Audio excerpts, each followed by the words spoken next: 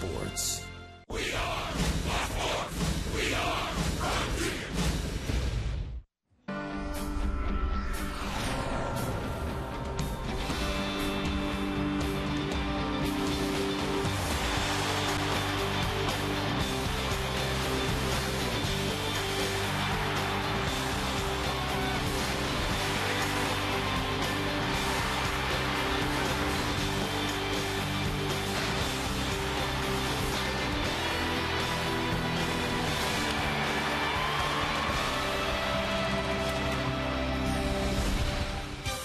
It's time for Dodger Baseball.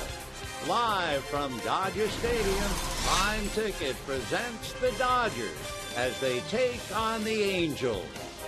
Hi, everybody, and a very pleasant good evening to you, wherever you may be. Dodgers and Angels, well, they met last year, and the Angels won 5 out of 6, including 3 straight here at Dodger Stadium. For the Angels, they come in 3 games behind Texas. The Dodgers are 8 games behind Arizona.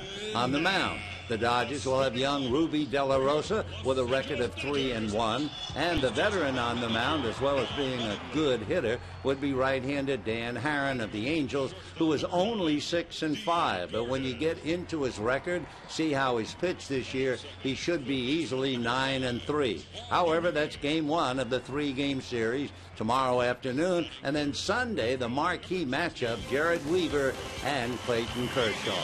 We'll get to the ball game right after this.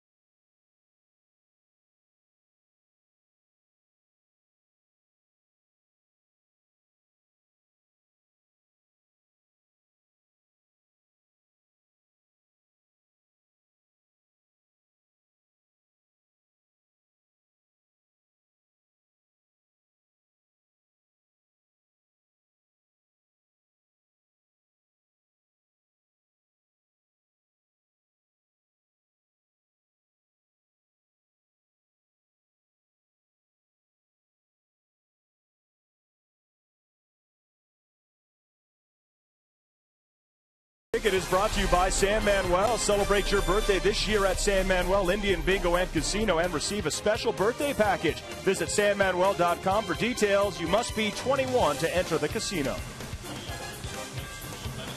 And welcome back, everybody. Getting you set for Dodger baseball. A little freeway series getting underway. Interleague action. The Dodgers and the Angels. Heron, De La Rosa. As we get to our Hyundai keys to the game. And, Steve, as we look at these numbers, these two teams really, really similar. Yeah, they're like looking in a mirror. Unfortunately, that mirror isn't liking what it's seeing. Both of these teams would like those numbers to be way better than they really are, but you're looking at pretty much the same team. The Dodgers, obviously, 8 games back in their division.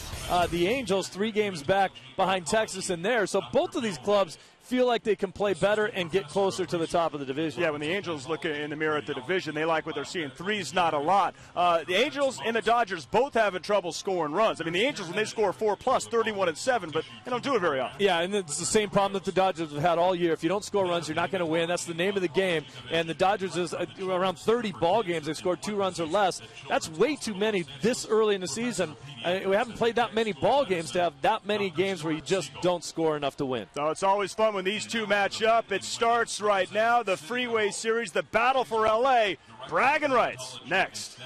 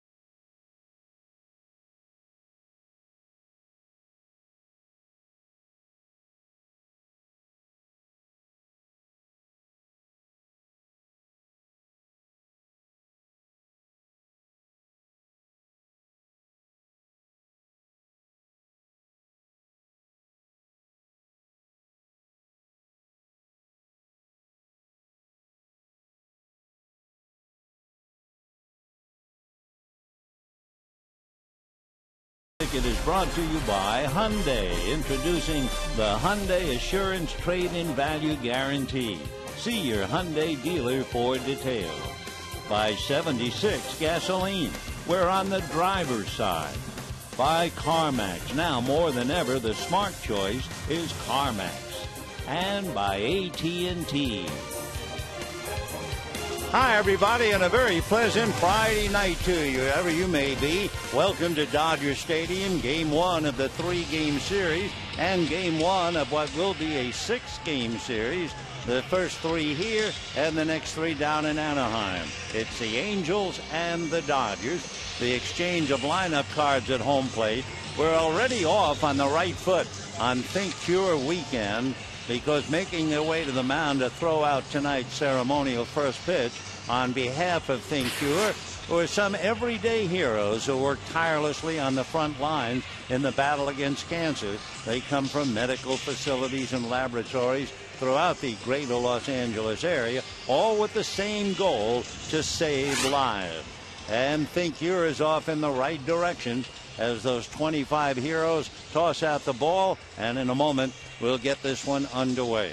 For Mike Scioscia, Alfredo Griffin, along with Mickey Hatcher, when they come to Dodger Stadium, it has to bring back memories of 1988, one of the great years, and for that matter, one of the great series ever played by the Los Angeles Dodgers. And as Mike goes up to give the umpires the lineup cards, Bill Miller will be the plate umpire, Chris Conroy at first, Tom Hallion, the crew chief, will be at second, and Phil Cuzzi will be at third. For the Angels, last year they won 5 out of 6 and 3 in a row here. And let's take a look at their lineup. Meiser Izturis will open up at second base, and Eric Ibar at short. Bobby Abreu in right field, and Vernon Wells in center. Alberto Callaspo will be at third base. Howie Kendrick will be in left field. Mark Trumbo at first. Jeff Mathis behind the plate. Dan Herron on the mound. For the Angels, they have just concluded a brutal road trip. It started in Los Angeles. They then went all the way up north to Seattle. They then went all the way across the country to New York. Then they went south from New York to Florida, and then all the way back to Los Angeles again. For Mike Scioscia's boys, 6,800 miles on that road trip, which dusted off one of the oldest expressions in baseball: the people who make the schedule don't make the trips.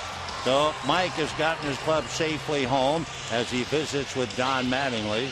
The Angels are 3 games back of Texas, Dodgers 8 games back of Arizona. And a couple of notes. Over the years, in looking at these two clubs battle, 80 times they have played each other in interleague play. The Angels have won 46 and the Dodgers 34. The Angels have had a 6-game winning streak against the Dodgers twice over those years. The Dodgers have had a 4-game hitting streak twice against the Angels. Dan Herron sitting quietly, toweling off in the Angel dugout. He'll bring a 6-5 record to the mound. He started out in April winning 4 straight and then lost 5 of 7.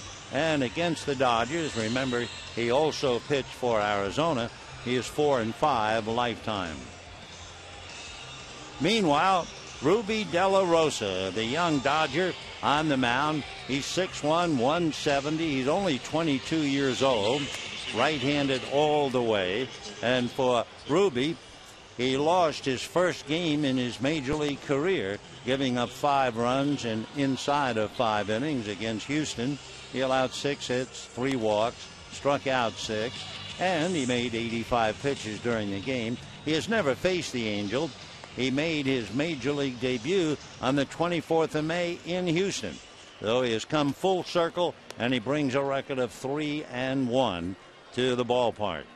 So De La Rosa versus Herron as the Dodgers and Angels go head-to-head. We can set the Dodgers with the leather defensively. Thames, Kemp, and Ethier in the outfield. Uribe, Gordon, Carroll, and Loney on the infield. And the battery would be Diana Navarro and Ruby De La Rosa. It will be Meiser Izturis, followed by Eric Ibar, and then Bobby Abreu. We have a minute, so we'll skim a little cream off the top. What the Angel offense does well, they are very aggressive. They swing at 2-0 pitches. Mike gives them the green light a lot, 3-1.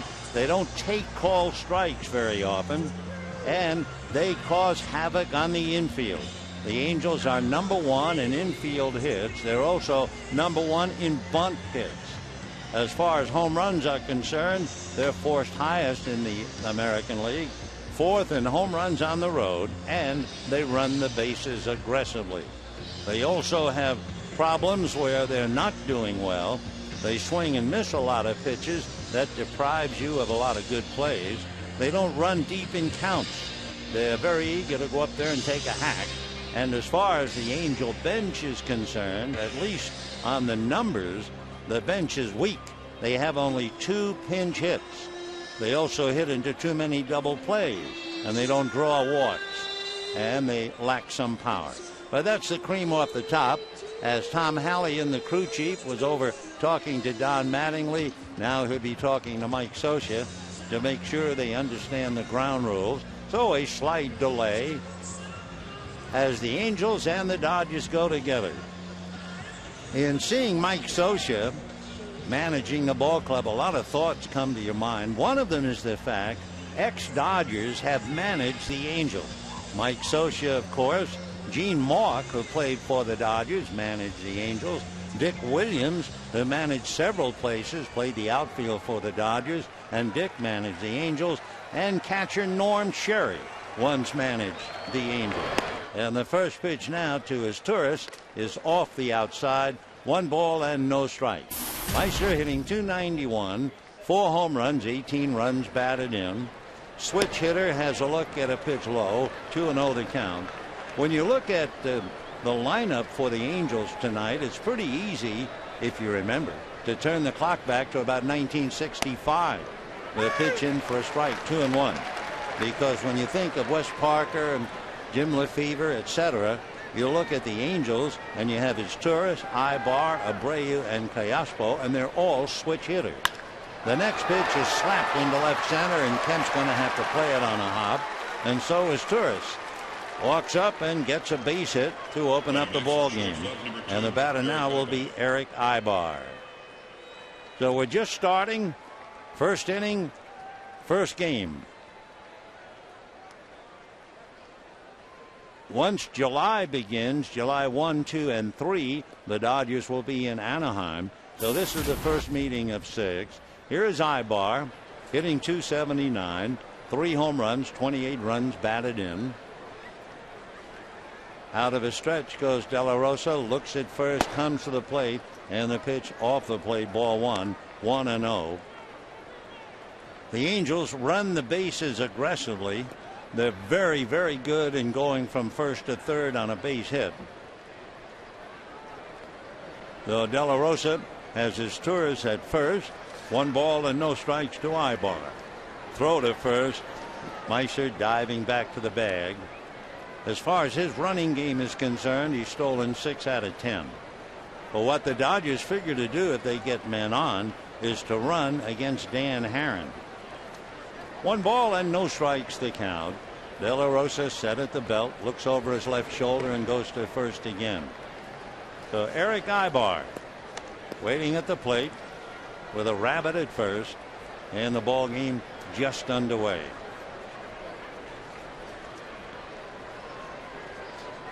Bobby Abreu waiting on deck. Stretched by De La Rosa. Now the 1-0 pitch on the way. Ruby ready. There goes the runner. It's missed at the plate. A throw short, hopped and tagged by Gordon, and his Torres is out. So that tells you 2 things about the Angels that we were talking about right away. Number 1, they're aggressive. Number 2, they swing and miss a lot. And because of that, the base runner pays the price. So as Torres is a race 2-6 if you're scoring, and we have 1 away. So that summed it up nicely. Now the 1-1 pitch on the way, and Ibar takes a little high. 2-1 the count to Eric Ibar. So down in the dugout, Meister as Torres will find a seat, and Ibar waiting at the plate. The 2-1 pitch on the way is fouled away off to the left. Ibar, considering all of his at-bats, does not walk a lot. He's a number 2 hitter trying to make contact. He's only walked 12 times, and he has struck out 3 times that. So 2-2 the count. He's also a good bunter, but he has 2 strikes, and he takes inside, ball 3. He has 5 bunt hits. Very good in getting the sacrifice down. He has 8 sacrifices. So 3-2 the count to Eric Ibar. 1 out, first inning, no score. Here comes De La Rosa. Fastball swung on and missed. So a base hit A runner erased, a strikeout, and we have 2 down in the first inning. And the batter now, one of our favorite players. One reason is we have watched him play over the years, Bobby Abreu. First came up with the Houston Astros in 1996, and he is just a marvelous player. I sometimes wonder he doesn't get the publicity that he nearly deserves. He is one of the really fine players and a workhorse. Bobby takes off the plate, ball 1. Give you an idea, if he plays 150 games, and he's already been in 73, he will have passed Willie Mays for the most consecutive seasons with 150 or more. This will be his 14th season where he is grinding out 150 or more. He also had his highlight year would be with the Phillies back in 2001. That's when he had 31 home runs and 110 runs batted in. He takes off the plate, ball 3. He's 37 years old and looks almost the same as he did when he first came up with the Astros. He's an even 6, 215-pounder from Venezuela, and the 3-0 pitch in for a strike, and the count 3-1. He has over 2,300 hits in his career, so he's in a tie with Andres Galarraga for 3rd place among baseball's all-time Venezuelan hit leaders. The 3-1 pitch is taken for ball 4. So Abreu, who walks almost as many times as he strikes out. He's walked, let's see, 49 and struck out only 54. So he's something. And with Abreu at first and 2 down in the first inning, Vernon Wells checks in. Vernon has been struggling for whatever reason, hitting just 197. He has 7 home runs, 20 runs batted in. Just starting, the Angels have had a base hit and a walk, but they have 2 out and a runner at first. Abreu goes right away. The pitch, a strike. The throw is on the wrong side of the bag, and Bobby steals. So there he is. He's 37 years old. He's been playing every day, it seems, forever, and he has now stolen 12 out of 15. You don't think he's a wonderful player? So Abreu steals second, and it's up to Wells now to try to pick him up. Bobby just rolling along. Remarkable and so enjoyable to watch him play. 0-1 the count.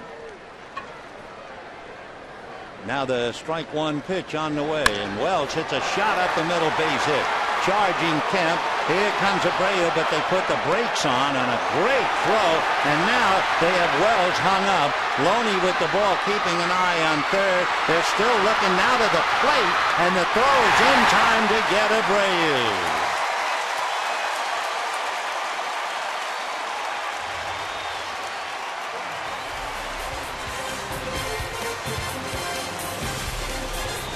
So the Angels stun their own manager. 2 hits, a walk, and fail to score.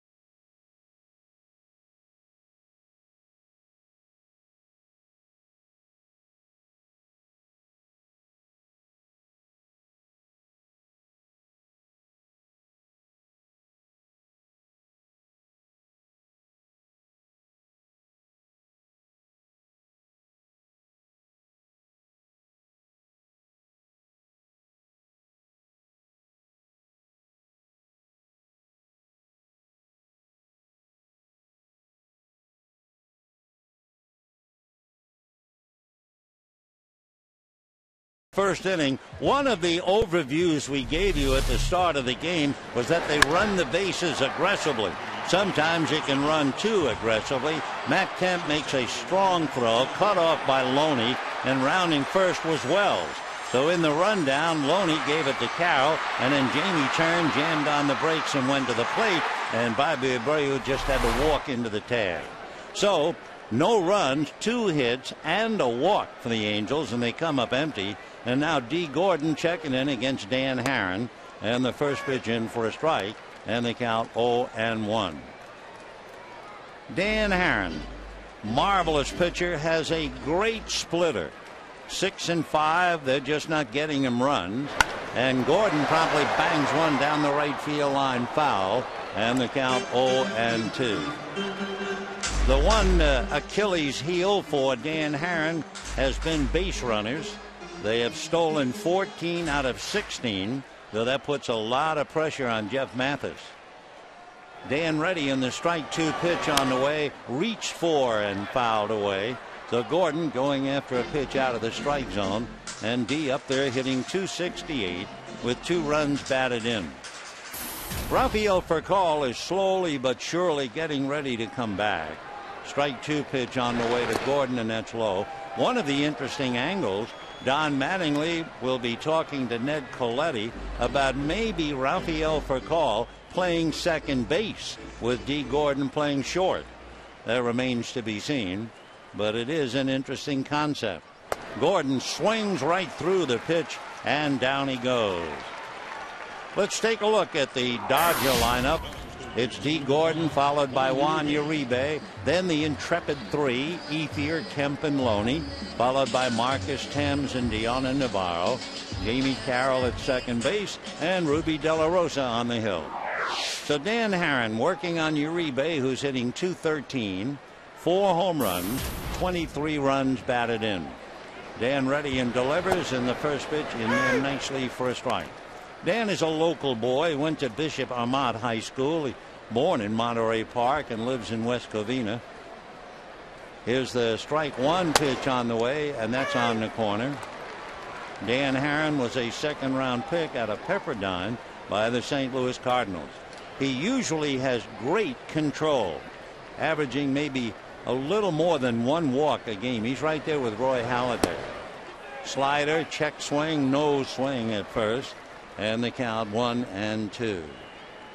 So Uribe up there with 1 out, first inning, no score.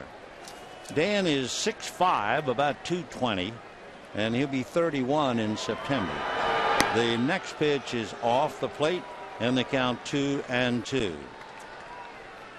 So Uribe going up against a tough veteran pitcher, Dan Herron. Dan's 2-2 pitch on the way. He hesitates and deals, fastball whack to the right side. Up with it nicely there is his tourist to get him. And we have 2 down in the first inning.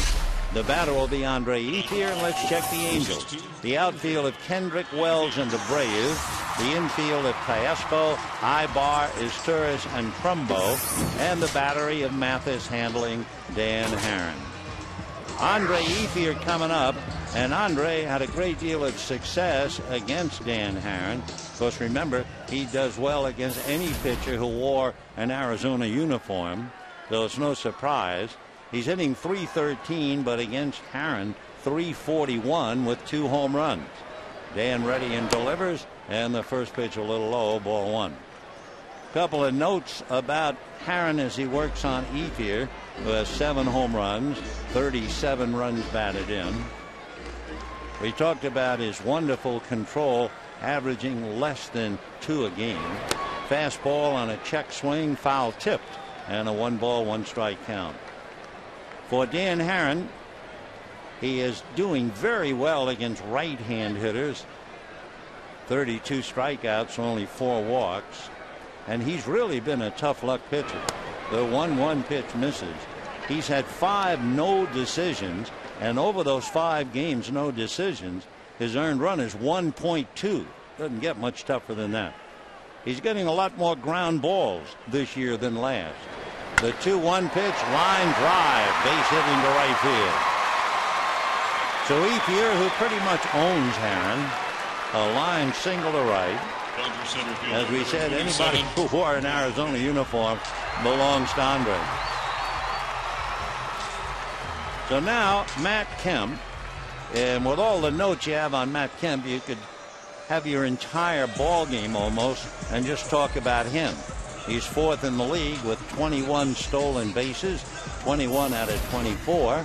He has 20 home runs and 58 runs batted in, and for good measure, hitting .328. And it was his strong throw on the base hit to center by Vernon Wells that caused the traffic jam for the Angels, and they paid the price. 2 out, first inning, no score. Matt checks in and promptly lifts one to dead center. Back goes Wells. Away back. She is gone. 2-0 Dodgers.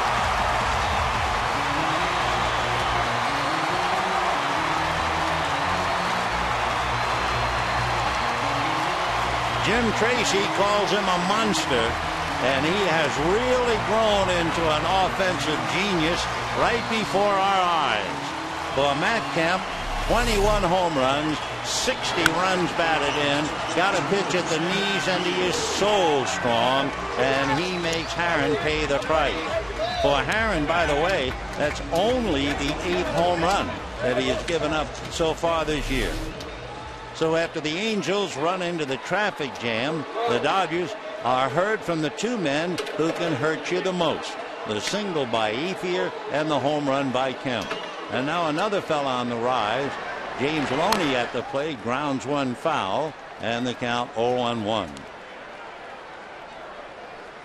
Loney, maybe Kemp is a very tough act to follow, but James has been doing exceptionally well in interleague games. He's hitting .299, and for the year now hitting .274. He's come a long way.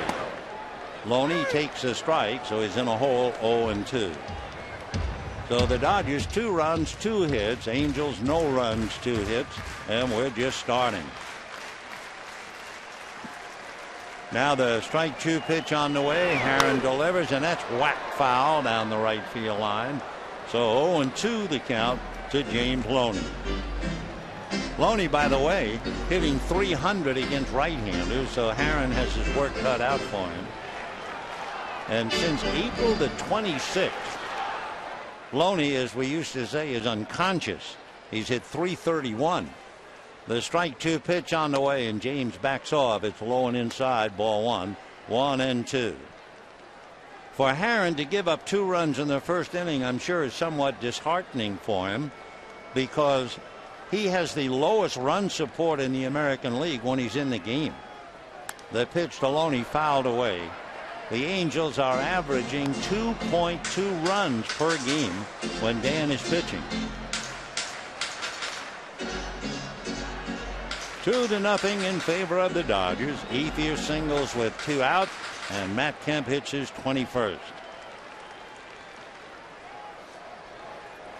Loney in and out of the box. Now back up, 1-2. Herron ready, hesitates, now deals low and away. Herron hesitates like someone who pitched in Japan. If you ever watch a Japanese pitcher, they all hesitate. It's as if they're calling their strength together throughout the entire body before releasing. And Herron does the same thing. He'll turn and then stop and then deliver. And Loney promptly a soft line drive backhanded by his tourist, and that's that. However, for the Dodgers, it's the same old refrain. Ethier and Kemp. Ethier singles, Kemp hits it out, and at the end of an inning, 2-0 Dodgers.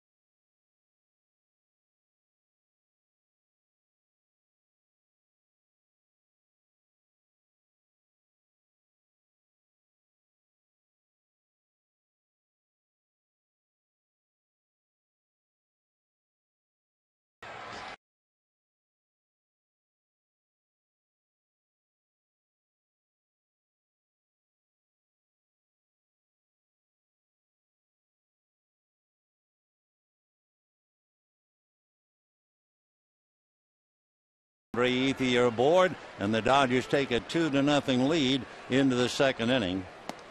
Alberto Callaspo takes a pitch off the plate. 1 ball and no strikes. We're going to duck in a couple of scores for you as the 1-0 pitch comes up to Callaspo, hitting .280, and that's inside ball 2. Rockies beat the Yankees 4-2. Jason Giambi, Troy Tulowitzki homered. For Giambi, like old home week, he had hit 209 home runs when he played for the Yankees. The pitch is outside, though De La Rosa falls behind 3-0. Ubaldo Jimenez allowed 4 hits and 7 solid innings, so he's coming back. The 3-0 pitch, and that's in there. Jimenez with the win tonight. The former 19-game winner is still only 3-7, but the point is he is getting better. Now the 3-1 pitch to Callaspo, fouled away. The Indians got 2 in the first inning against the Giants. That brings back a lot of memories for those who remember 1954 and the great catch by Willie Mays and the Giants upsetting an Indian team that had won 111 games. And we can also tell you that the Tigers, that had such a bad series here, have had a bad game at home. 3-2 pitch is way outside, ball 4. The Diamondbacks spotted the Tigers a 4-0 lead.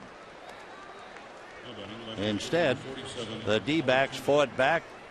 Tie-breaking run coming in on a Willie Mo Pena home run, and put the Tigers away with his 21st save.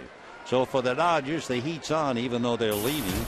The Diamondbacks won, the Rockies won, and the Giant game really just starting. So with a runner at first, nobody out, here's Howie Kendrick batting .305. Kendrick takes a strike, and the count 0-1. Howie with 7 home runs and 23 runs batted in. Kendrick from Jacksonville, Florida. He's born on a day that every baseball fan, once they know about it, should never forget. He was born on the 12th of July. That means it's either the All-Star game or just the day before or the day after. So anytime you think of All-Star, you can think of Howie Kendrick. He has some infield hits. He runs pretty well and hitting .305. The strike 2 pitch on the way. De La Rosa delivers, and it is swung on and missed. Hard slider down and away. Kendrick goes down on strike. Second strikeout for Ruby, and the batter will be Mark Trumbo. So De La Rosa catching his breath for the moment as Trumbo makes himself at home. Last year he was the Angels minor league player of the year. Big boy was born in Anaheim, lives in Orange, 6'4", 220, out of Villa Park High School. And he comes up with Callaspo at first, 1 out, second inning, with the Dodgers leading 2-0 and 1 away. For Mark Trumbo, he signed a letter of intent to go to Southern California. His dad's a huge SC fan, but at the last minute, the Angels signed him as a third baseman. Interestingly enough, a lot of the scouts had Trumbo pegged for the pitcher's mound. But the Angels made him an 18th round pick 7 years ago, and here he is with a dozen home runs, 31 runs batted in. He's in the top 10 as far as home runs and plate appearances, and he looks at a high breaking ball, a slider, and a 1 ball no strike count. Trumbo, in his first full year, I mean, he was up for 8 games last year, but this is another story. Trumbo does strike out a lot. He has struck out 55 times, and he has only walked 14. The 1-0 pitch is hit into right field, base hit. Ethier coming to get it. Callaspo stops at second. So the Angels have runners at first and second with 1 out, and Jeff Mathis will be coming up. Say, bring the kids to Dodger Stadium this Sunday, and after the Dodgers and Angels at 1:10, all kids 14 and under can run the bases. Kids Run the Bases happens after every Sunday day game. For more information, go to Dodgers.com/promotion. And remember, talking about Sunday, if you're here, you're going to see Jared Weaver against Clayton Kershaw. Battle of the Titans. Here's Mathis hitting just 189. 2 home runs, 11 runs batted in, and he takes off the plate, ball 1. By the way, I mean, we mentioned earlier about Dan Harron's a pretty good hitting pitcher. Last year, Dan Harron hit .364. So the Dodgers can't take anything for granted with him, and they're concentrating on Mathis. De La Rosa ready and deals. Fastball late, throw down, got it. A tag on the hand, and for Trumbo picked off, and the Angels are having a terrible time on the base paths. So Diana Navarro, interesting, if there was a left-hand hitter, you'd figure the surprise, but it was a right-hand hitter, and Trumbo, even with a runner in front of him, is caught on the quick tag by Loney on the right hand. Nice play by Diana Navarro. Trumbo going to school, and with 2 out now, Mathis up there with a 2-ball no strike count, and Navarro will go out and talk for a moment with his young pitcher. A painful start for any team, but especially it's like a disaster on the base paths.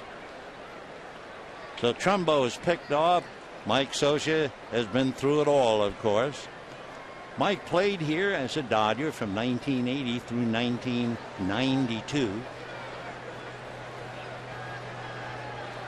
De La Rosa ready, looks at second, comes to the plate, gets a strike, and the count to Jeff 2-1. Mathis is from Marianna, Florida, and he was a first-round pick. Marianna, they say, about 70 miles west of Tallahassee. His mom, a 3rd-grade teacher, and his dad is a lineman for a power company. 2-1 pitch on the way to Jeff. De La Rosa deals, slider misses, ball 3. Not too much power for Jeff Mathis. He has hit 2. Last year he hit 3. Best year with the Angels with power. He'd have to go back to 2008 when he hit 9. So 3-1 the count to Jeff Mathis. De La Rosa with 2 out ready. Back he comes, slider high, and that's for ball 4. So instead of having the bases loaded and 1 out, the Angels have 2 on, 2 out, and here's Dan Harron. And for Mattingly, he knows he can't take anything for granted with Harron. Harron, however, this year is slumping. He's really only had 1 at bat, because being in the American League didn't get a chance, but he was always a top hitter in the National League. He was a top hitter at Pepperdine. He takes off the plate, ball 1. 1-0. Dan Harron was a teammate of another solid pitcher at Pepperdine, first-round pick Noah Lowry. They came up with the Giants. And Dan, as a utility player, he played all over the place. He was a second-team All-American. So 1 ball and no strikes, 2 on, 2 out. De La Rosa delivers way off the plate.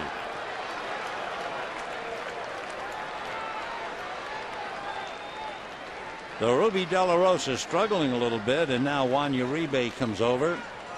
The one Dominican talking to another, and now Rick Honeycutt will come up along with Navarro. For the Angels so far, and of course we're only in the 2nd inning, they've had a lot of trouble on the base paths. Izturis singled and was thrown out trying to steal. Ibar swung and missed. Then Abreu walked. Wells singled to center. And when Wells rounded first, Kemp's throw was cut off by Loney. First they had Wells in a rundown. Then Abreu tried to come home from third, and they hung him out to dry easily. Then in the 2nd inning, after Kemp hit the 2-run home run, you had Callaspo walk, and with 1 out, Trumbo get a base hit. Only Trumbo is picked off first base by Diana Navarro, and then Mathis walks. So for the Angels, they are spinning their wheels, at least for the moment. Now the 2-0 pitch to Dan Harron. He's taken all the way for a strike, and the count 2-1.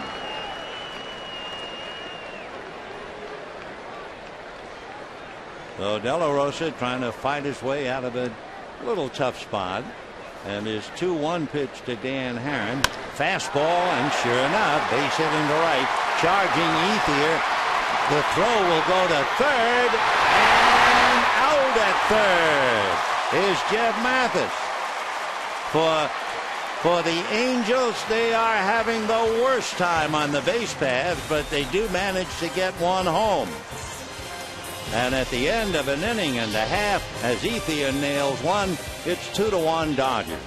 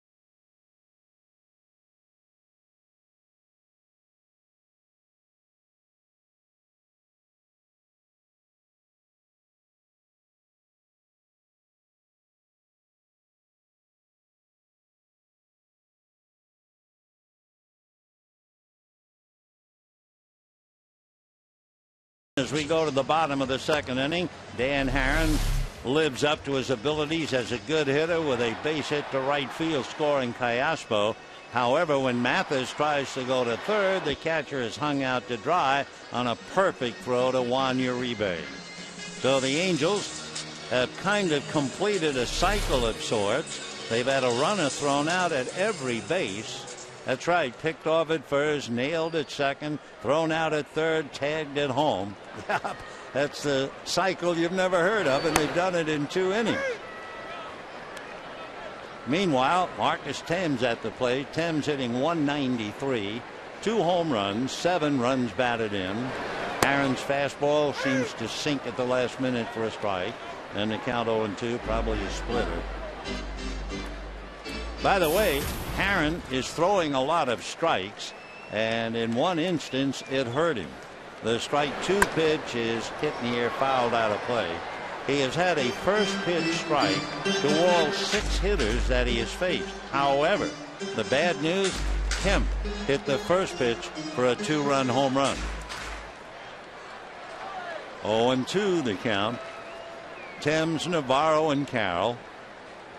Haren delivers, and he's off the plate. 1-2 the count. Last year, the Angels sent Rafael Rodriguez, Joe Saunders, Pat Corbin, and a player to be named to the Diamondbacks to get Haren. And Dan misses down and away 2-2. He's got the usual equipment with the 4-seamer and the 2-seamer. He's developed a cutter, but the dominating splitter has always been his big pick. And there's a drive to left field. Going back on the ball is Kendrick. And this one is off the wall. And into second base easily goes Marcus Thames. So Thames doubles off the wall. Kendrick did not appear to be too sure about that. I'm not sure how much left field Howie has played. But he went back and then turned around, and the ball hit where he might have caught it. So it'll be a double for Thames. And look at Marcus Thames hardly running at all. Might have hurt himself when he swung, and he barely gets into second base, and he's gritting his teeth to get there. So they're going to check him and see if he's all right. Thames doubles off the left field wall. The Angels defensively are short one of the finer outfielders in baseball, and that of course would be the injured Torrey Hunter, and it looks like Thames will be unable to continue. So it's a tough break for Marcus as he doubles off the wall. He has a couple of home runs. He probably did it on his swing. He was 2 for 4 Saturday night. Tonight was his 15th start in left field, and he just gets tough luck. Let's see. High pitch, looks like a good swing, and he suddenly grimaces about 15 feet after he left home plate. So whatever got him, it got him good. He takes it very casually into left because that's the best he can do. So Marcus Thames is hurt, and Tony Gwynn has a helmet on, and he'll be running for Thames and then staying in the game in left field.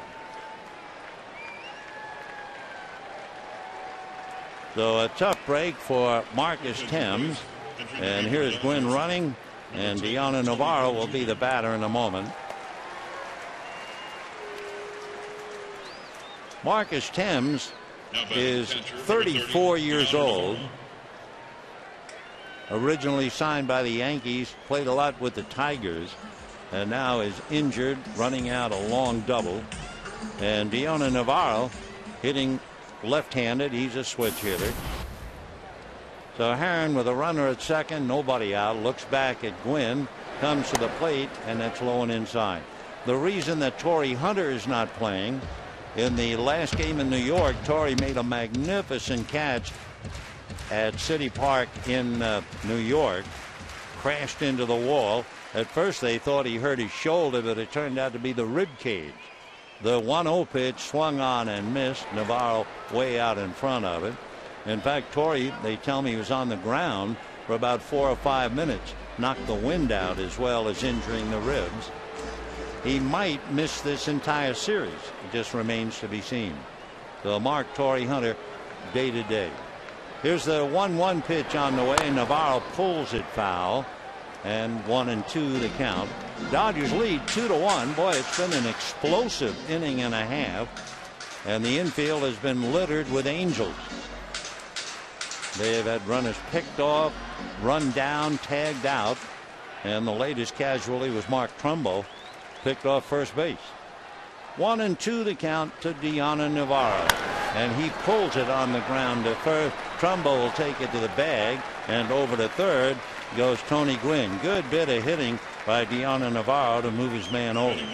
So don't forget to donate to Think Cure. You can do it a lot of ways. Dodgers.com/ThinkCure, ThinkCure.org, or you can call 866-554-CURE.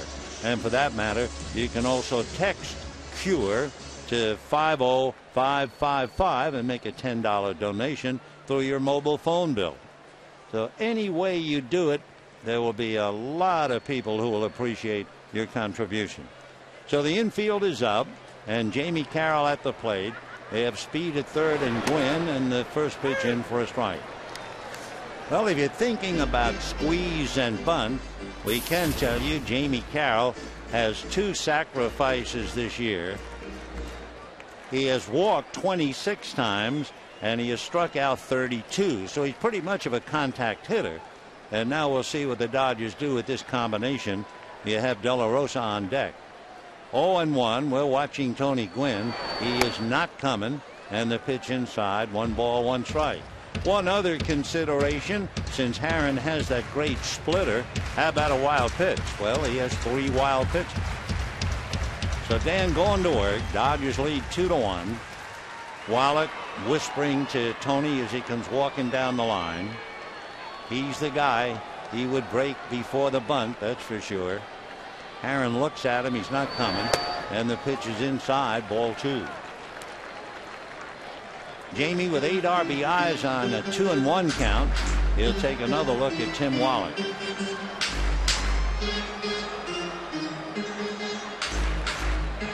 As far as Carroll is concerned, he's hitting .333 against Herron anyway. So we'll see. 2-1 the count. Gwynn is not coming, and the pitch is in for a strike, and the count 2-2. Now you wonder, well, can Carroll get the ball out of the infield? He does not have a sacrifice fly. 2 balls, 2 strikes, 1 out. Tony Gwynn running for Marcus Thames at third. The 2-2 pitch. Gwynn's not coming. Little ground ball to short. The throw to the plate, and sliding and being tagged out is Tony Gwynn. So now the Dodgers have somebody out on the base pad, as the ground ball by Jamie Carroll is handled very well by Eric Ibar.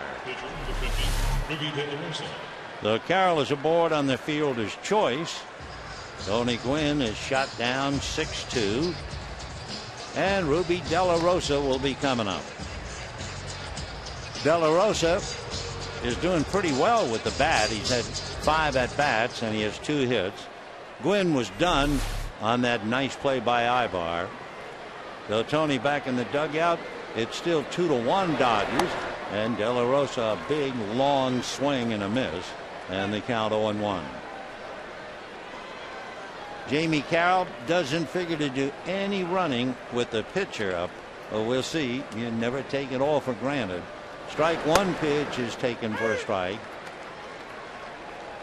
Carroll might be 5 for 5, but he would be a poor baseball risk to run. 0-2 the count to De La Rosa. Aaron ready, set, here he comes, and a hopper to short off the glove of Ibar, who tried to backhand it, and safely at first is De La Rosa. Well, De La Rosa is now 3 for 6 if that's ruled a base hit. He hit it hard enough, a 1 hopper. Ibar should make that play. Tried to backhand it, couldn't do it, and it's going to go as a base hit. But it was not well played by the Angels shortstop. De La Rosa, of course, will take the hit. 2 on, 2 out, with the Dodgers leading 2-1. Carroll at second, and here's Dee Gordon, struck out in the first inning. Aaron has made 18 pitches in the inning, and the first pitch is swung on and missed, and the count 0-1. Dan made 22 pitches in the first inning. 0-1 the count to Dee Gordon.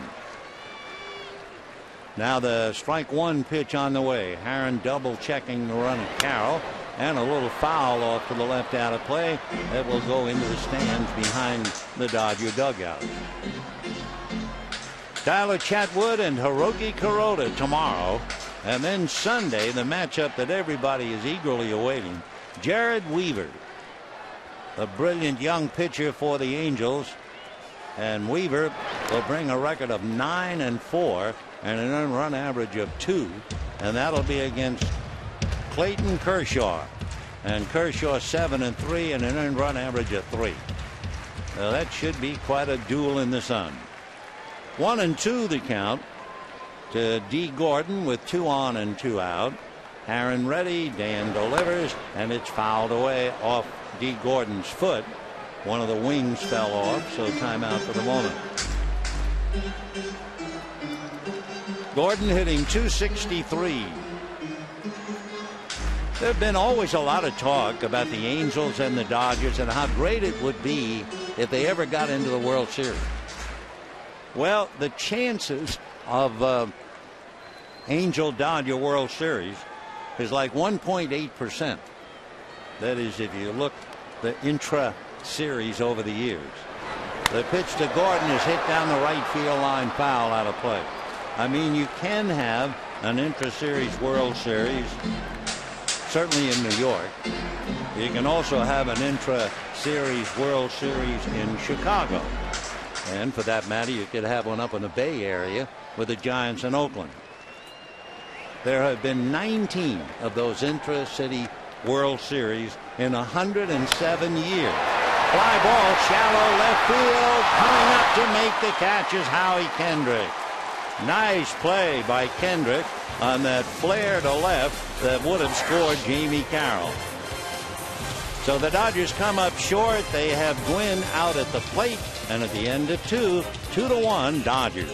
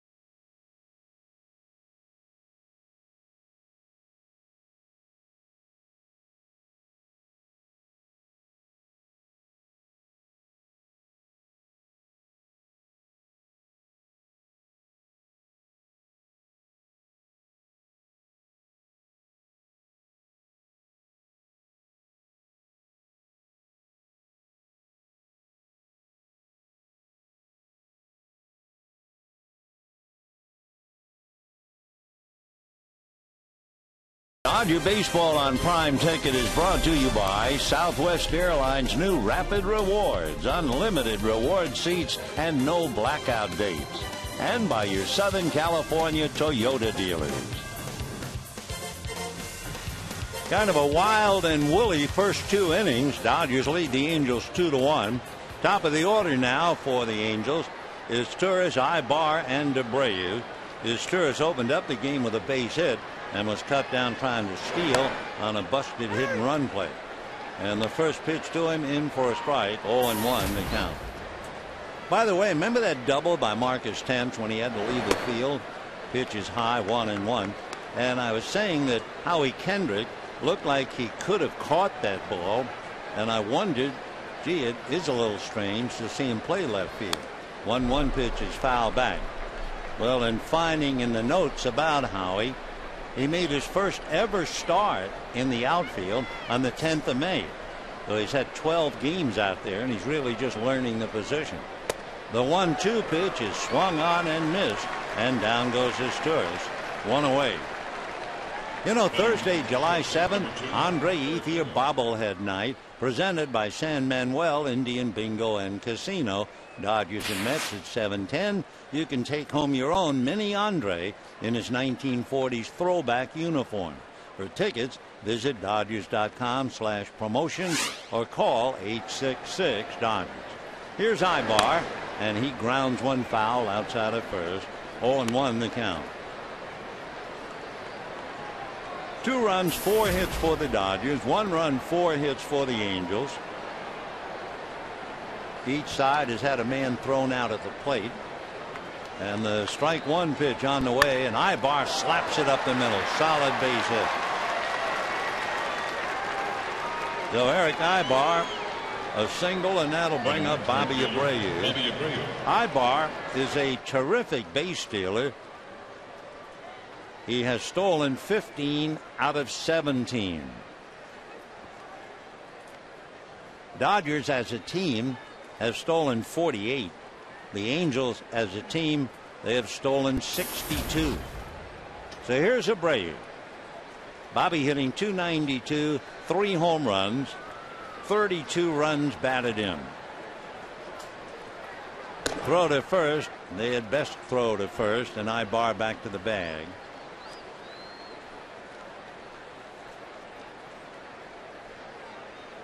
Abreu, 2 years ago, June the 7th, picked up his 2000 hit. Bobby waiting. De La Rosa's fastball in for a strike. Only 3 players in Major League history have reached 20 home runs, 20 steals at least 9 times in their career. Barry Bonds did it 10 times. So did his father Bobby. And last year, Abreu joined them. He also hit home run number 250 2 years ago. Abreu takes high. So he's now one of only 6 players in history with 250 home runs, 2,000 hits, scoring 1,000 runs, 1,000 runs batted in, 1,000 walks, and for good measure, 300 stolen bases. I mean, he is a marvelous player. 1-1 to Bobby Abreu.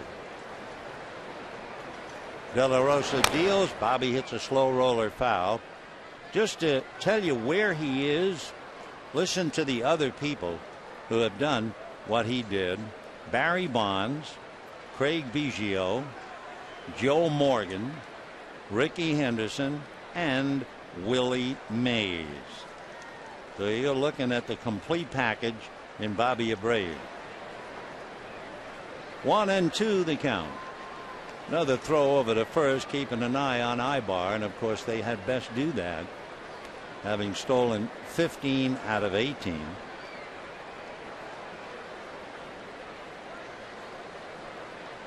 Eric with 1 out, conservative lead. De La Rosa, the young 22-year-old, set at the belt. Now to Abreu, he works it away. 2-2 the count. Ruby De La Rosa.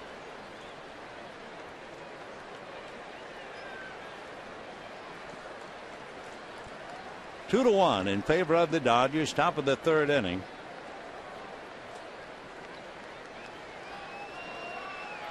2-2 pitch on the way. De La Rosa delivers on the hands, fouled away. Every now and then you hear the expression, he fought the pitch off. That's exactly what Abreu did that time. And that fastball was clocked at 99. You talk about fighting it off. Whoa. So what you do is you blow a bubble with the bubble gum. That's the effect a 99-mile-an-hour fastball has on a veteran. And Bobby back up to the plate.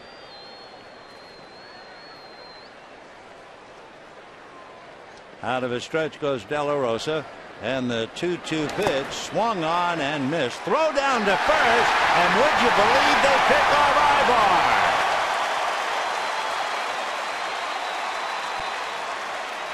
What a night for Mike Scioscia. At least the first 3 innings. Another Angel has his wings clipped. As Abreu strikes out, Ibar is caught straying off first, and Loney pins him, and it's still 2-1 Dodgers.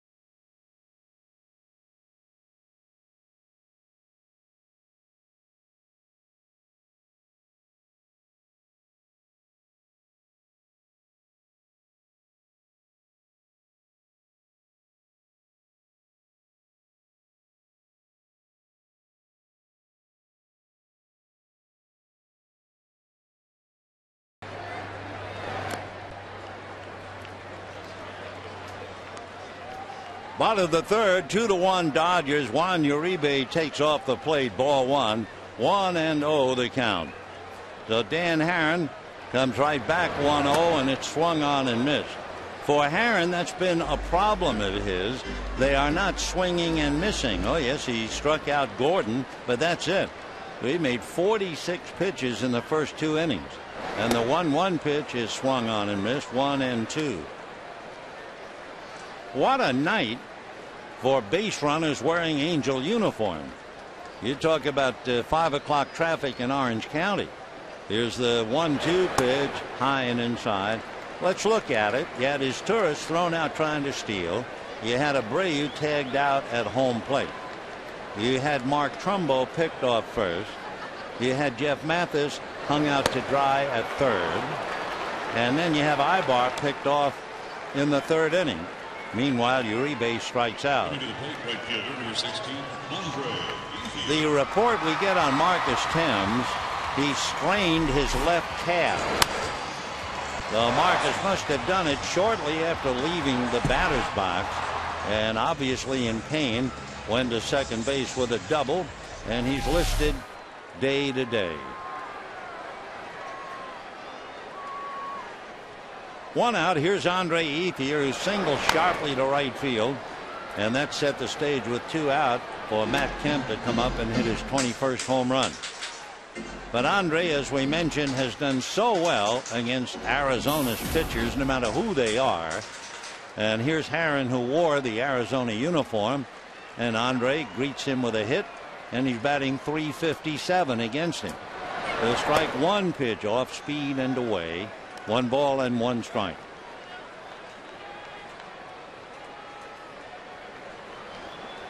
Two runs, 4 hits for the Dodgers. 1 run, 5 hits for the Angels. And the 1-1 pitch, Ethier takes high. Ball 2, 2-1 the count. So Dan Herron, who has been victimized by lack of run support, and tonight has been victimized by people being picked off, tagged on, run down. And the 2-1 pitch to Ethier is taken for a strike. So Andre just standing there looking down, doesn't say anything. 2-2. Pretty emphatic call by plate umpire Bill Miller. It's the kind of a call when you call a hitter out, but he let everybody know. Great. 2-2 the count.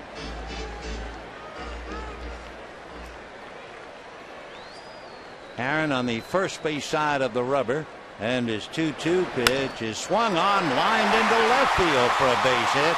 Herron threw his hands out from his body as if to say, what's the use? This guy's going to hit me no matter what pitch I give him. So Dan visibly upset. A 1-out single, and that means he looks at Matt Kemp again. Herron's pitch started to run away, and you can see Herron just hold his hand, shake his head, muttering to himself. It's tough enough to give up a base hit to the same guy over and over, but when you feel like you've really made a good pitch, and I think Dan does, and then Ethier just takes him the other way. So the Dodgers now have 5 hits to go with their 2 runs. Matt Kemp homered in the first inning. Ethier, by the way, is now hitting .372 against Dan Herron. So here is Matt Kemp. And the first pitch to Matt, low and inside, ball 1, 1-0. If you look at what Matt has done prior to his home run, his percentage of home runs, RBIs, runs scored, stolen bases, carrying the team as he takes a strike. He's first in 2 categories, second and third in the other. Only 4 Dodgers all time have done what he's doing. Babe Herman, Duke Snider, Mike Piazza, and Gary Sheffield. Now the 1-1 pitch on the way. Herron delivers low, ball 2, 2-1. For Dan, he's been struggling in interleague action over the last 3 years. Started out with tremendous success from 2005 through 08. He was 10-2. However, in the last couple of years, 09 to tonight, 2-4 with a high ERA over 5. 2-1 the count to Matt Kemp. Herron delivers, and that's hit into right center field for a base hit. Ethier will hold on at second. Good strong throw from Bobby Abreu to keep him there. So Kemp has homered and singled. Ethier has 2 singles, and the Dodgers 1-2 combination, the jab and the knockout. And now James Loney. 2 runs, 6 hits for the Dodgers, 1 run, 5 hits for the Angels. Loney hit a soft line drive at Meiser is turf.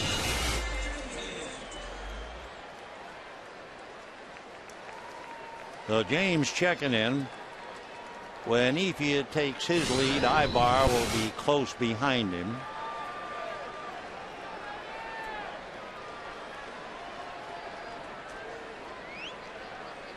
All right, Loney hooks up. 2 on, 1 out. 3rd inning, 2-1 Dodgers. And the first pitch, Loney in the dirt. The reason we talked about Ibar and where he is with Ethier, remember, against Dan Herron this year, the base runners have stolen 14 out of 16. In his career, base runners have a success ratio of 77%. So he is always conscious of that. 1 ball and no strikes. Herron comes back. Loney has a look, and that's low, ball 2. Granted, Ethier is not a base stealer. In fact, he's 0 for 1. Matt Kemp can't run. So he's just taking a a cautious lead at first with Ethier ahead of him, and Ibar shadowing Ethier. 2-0 pitch is taken for a strike, and the count 2-1.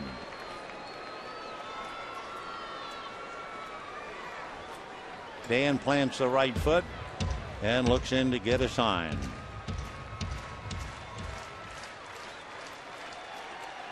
Aaron's father grew up in the Washington Heights area of New York. His sister went to Columbia University. And Loney slices one to left center to the gap. Coming in a hurry, but Kendrick can't make the play, and the bases are loaded. So a little fly ball drops in. Tough chance for Kendrick, and he couldn't get up to it. Meanwhile, Vernon Wells over to commiserate. So here you have Ethier singling to left, Kemp singles to right, and now a fly ball single that lands in front of Howie Kendrick. And the Dodgers have loaded the bases, and Tony Gwynn coming up. 2 runs, 7 hits for the Dodgers, 1 run, 5 hits for the Angels.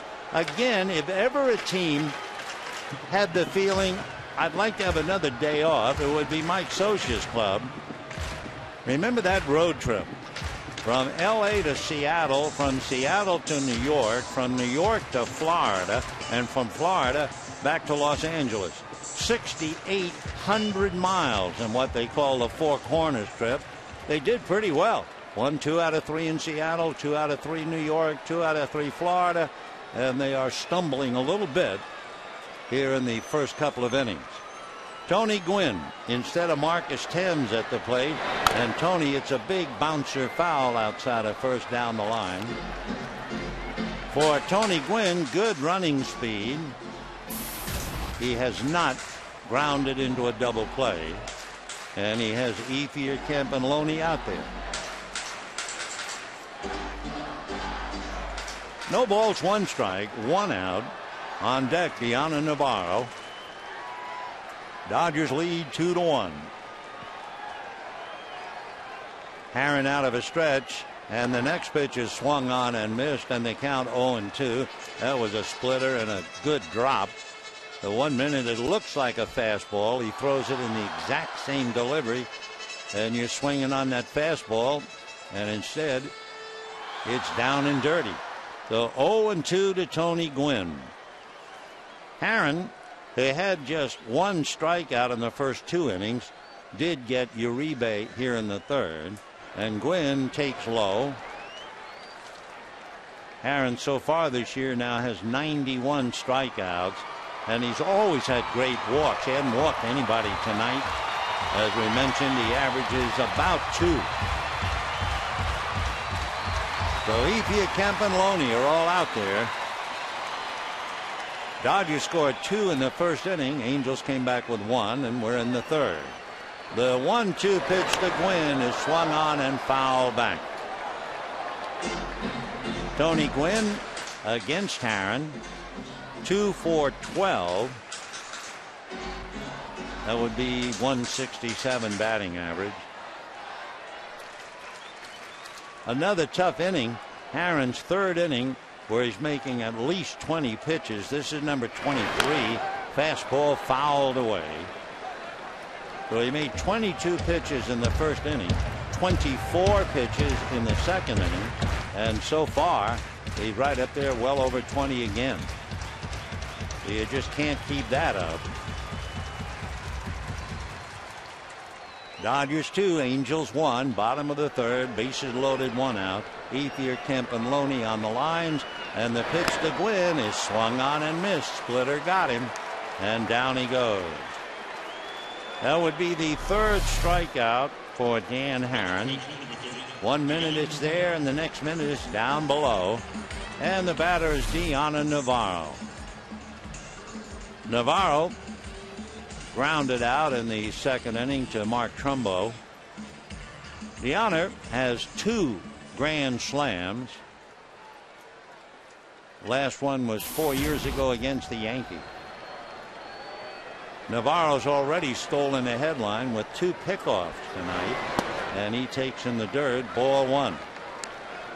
He picked off Trumbo at first base, and then he picked up Ibar at first base.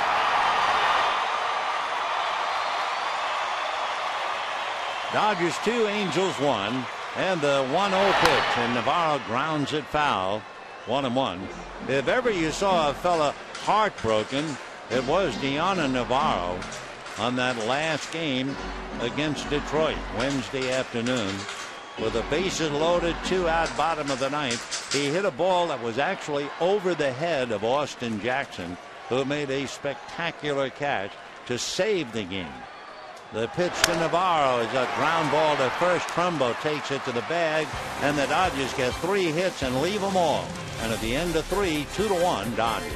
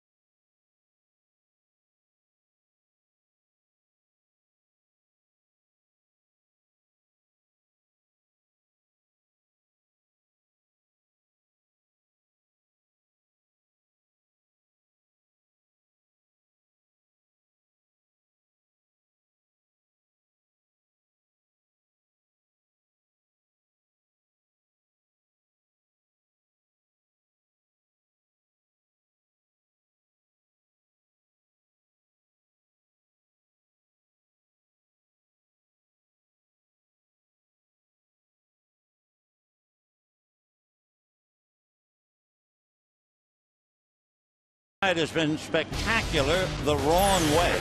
It started when Ibar swung and missed, and leadoff man Izturis was thrown out trying to steal. After Abreu walked, Wells got a hit. Loney cut off the throw to the plate. They then had Wells in a rundown. Abreu tried to score, and he was tagged out standing up. As if that wasn't enough, Mark Trumbo was picked off first. Jeff Mathis was nailed at third, and one more. As Abreu struck out, Ibar was picked off first base. At the end of 3, the Dodgers lead the Angels 2-1. Deanna Navarro was picked off 2. Dan Herron has made 73 pitches in 3 innings. And that's ball 1 to Vernon Wells. Wells batting .201. A very, very fine hitter. He also has 3 Gold Gloves, and his full name is Vernon Wells III. In fact, they'll call him 3 times or V-Dub, but he is the 3rd. Out of Louisiana, from Shreveport, a #1 pick by the Blue Jays. He's hit as many as 32 home runs in a long and very successful career. Fly ball, shallow center, Matt Count. 1 out in the 4th inning. Batting next, third baseman, number 6, Alberto Callaspo. So De La Rosa now working on Callaspo, who walked and actually made it around the base paths to score the only Angel run.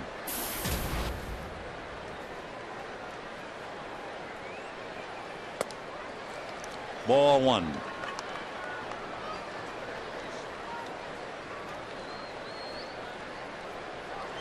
Alberto Callaspo with the count his way. He's from Maracay in Venezuela. About 5'11", well built, 175, 28 years old.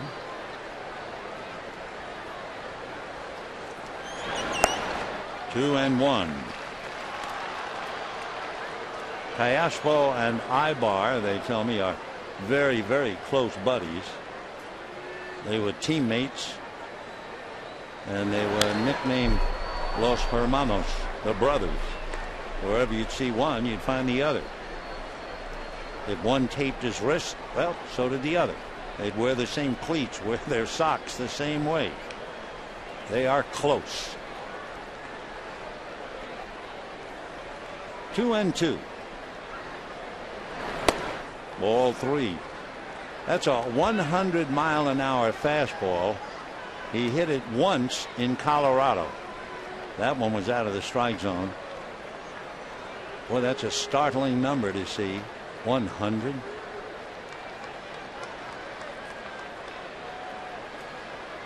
Three and two. Fouled away.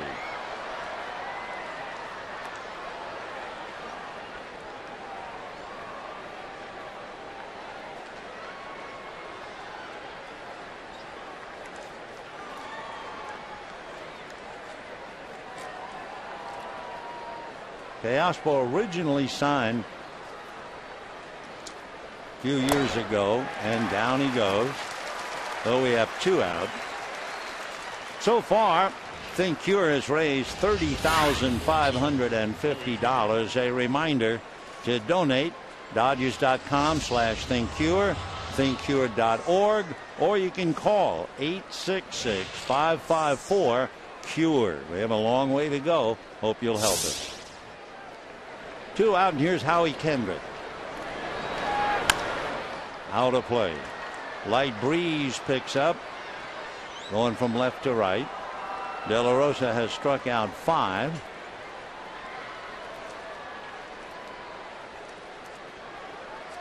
Howie Kendrick out of Jacksonville. 1 ball, 1 strike. Howie very much is a ground ball hitter.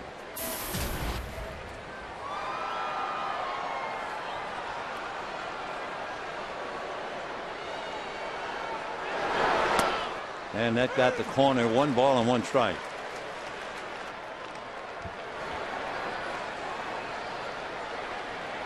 Howie Kendrick, as that little line on the screen showed, the only Angel not to get on base tonight, which means he's blameless. 1-2. And a fly ball. Ethiers at the other end of it. So a 1-2-3 inning for Ruby De La Rosa, and at the end of 3.5, 2-1 Dodgers.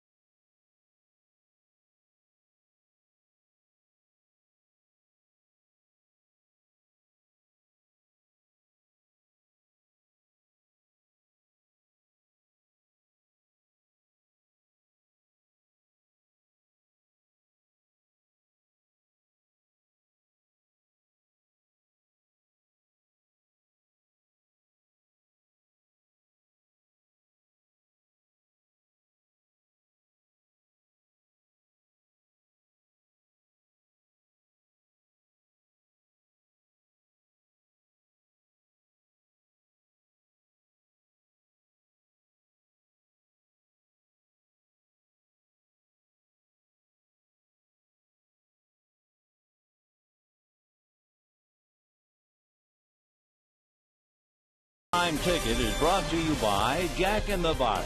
Get the new Bourbon Barbecue Steak Grill Sandwich at participating restaurants. And by your Southern California Ford dealers. Visit us today and trade up to Ford. Jamie Carroll followed by Ruby De La Rosa and then B. Gordon. Carroll 0 for 1 on a fielder's choice that led to Tony Gwynn erased at the plate. The foul ball balances it up 1-1. In looking at Dan Herron's considerable career, you would find his best month, his most successful month, would be the month of June. During this month, 19-8. 1-1. Fouled away.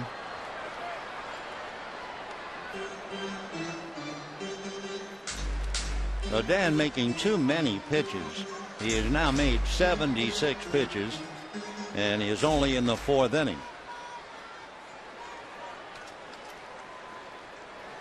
1-2. And that's going to go down the line in there to the corner.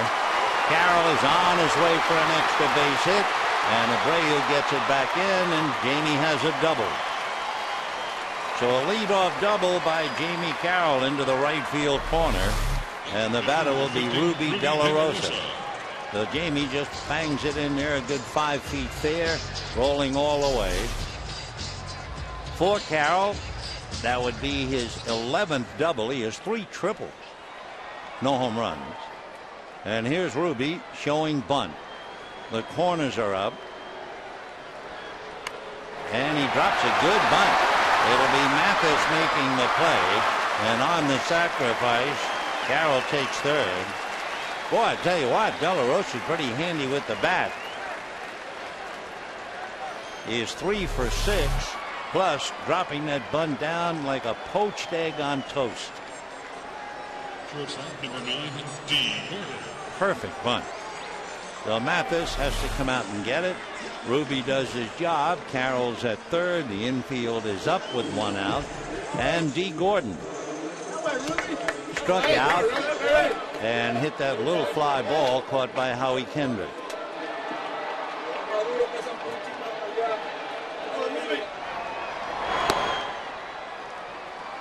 Gordon now has his average below 260.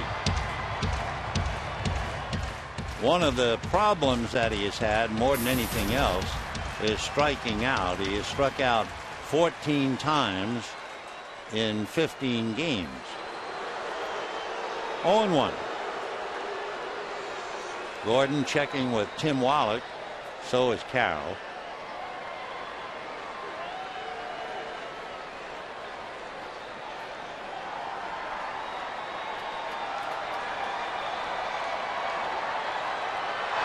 Pitch out there, thinking squeeze, but it's not about to happen on that pitch. And a 1-ball, 1-strike count. Tell you one thing, after watching Ruby De La Rosa lay down that bunt, anytime he comes up with a runner at 3rd, you better think bunt and squeeze.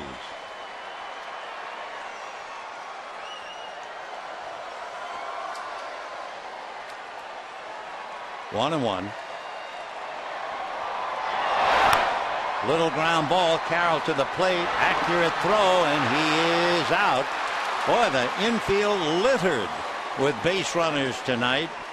So the Dodgers had Gwynn cut down at the plate in the 2nd inning, and now Carroll bites the dust. It was a good throw by Meiser Torres. So Gordon is aboard on the fielder's choice. Perfect throw. Nice tag by Mathis. So Uribe coming up has grounded out and struck out.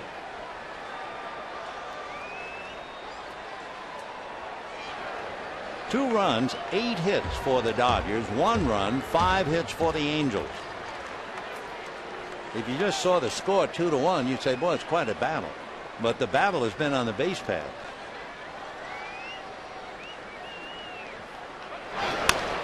Chopper to 3rd. Bad hop.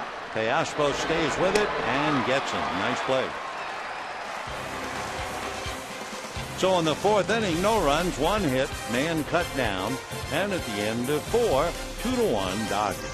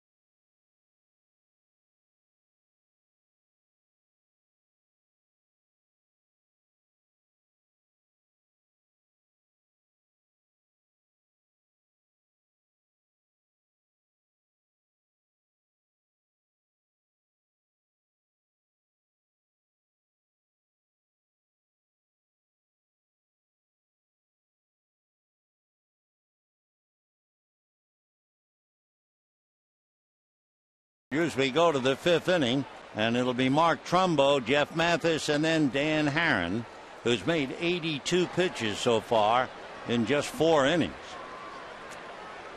Trumbo single right field in the 2nd inning. A one-hopper speared by Uribe to throw him out. Nice play by Juan, 1 away. You know, the 8 greatest moments in All-Star history are going head-to-head to determine which is the most memorable of all time. Go to MLB.com/moments and vote for your favorite Midsummer Classic, and then tune into the All-Star Game Tuesday, July 12th at 5 p.m. on Fox and find out who won. Here's Jeff Mathis. 1 out, 5th inning, 2-1 in favor of the Dodgers. For the Angels, they have to look back. Remember the great offensive machine they had in 2009. They had what you would call a gaudy offense, all 9 guys hitting 300. You know the one thing they didn't have, which was kind of surprising? They didn't have a grand slam, despite all the runs they scored. They were the only major league club that year not to hit a grand slam. That 09 club scored 883 runs. The first team in major league history to have as many as 11 players with at least 50 RBIs. And there's ball 4 to Mathis, coming with 1 out. 3rd walk given up by Ruby De La Rosa. Well, the absence of the grand slam in 09 then brought the Angels to a disastrous grand slam in 2010. You remember Kendry Morales hitting the grand slam, celebrating his walk-off on home plate, and winds up with a broken leg. Wow. Well, here's Herron showing bunt. Gets it down. The play by Loney will go to Carroll. Sacrifice works. So they leave it up to Asturias. We have a trivia question for you right now to get you thinking. Mike Scioscia, one of 4 catchers ever to play 1,000 games or more with the Dodgers. Who are the others? And what a wonderful acquisition and player he was from 1980 through 1992. And a strike. Of course, there are a couple of guys who come back here with a trunk full of memories. Tying run at second, 2 out, 0-1 the count to Asturias. At first base, coach Alfredo Griffin. Alfredo was here from 88 through 91. Over at third, Dino Abel.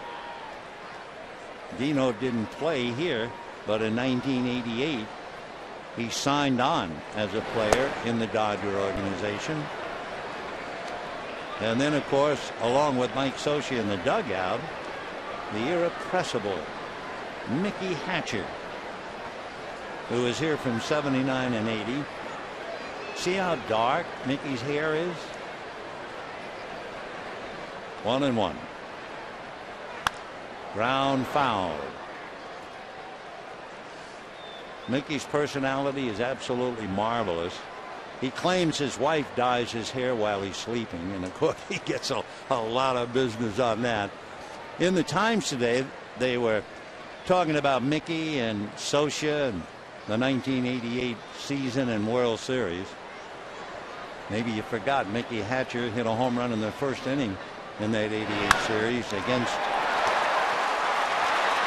There's a base hit to drive in the tying run, and on his way into second base and holding is Asturias. Conclude the thought the home run was hit against Dave Stewart. So we're even 2-2 in the 5th inning.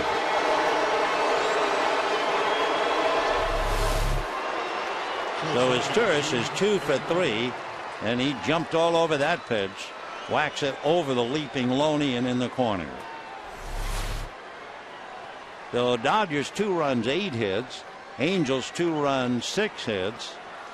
And now here's Eric Ibar trying to pick him up. Ibar struck out and singled.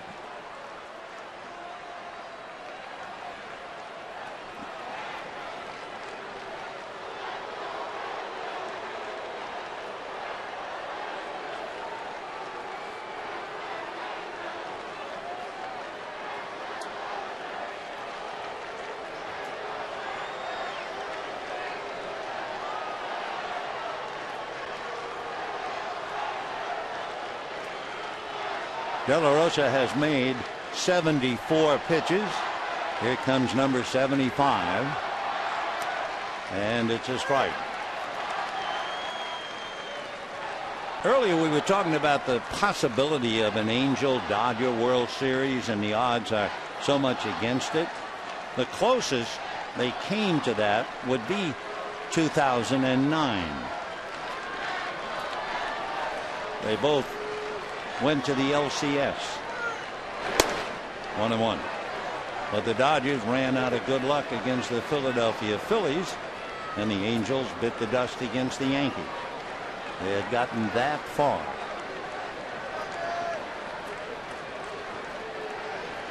Ibar hitting .281. Picked off in the third inning. You know how badly he'd like to have a RBI right now.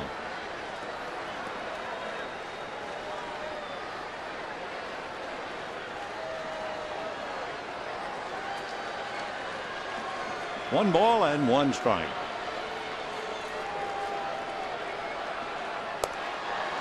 One and two. That came up there at 88. I mean, after hitting 100 on the speed gun, you could say an 88 changeup. 1-2 to Eric Ibar. His Turris at second. 2-2 tied, 2 out. Fifth inning.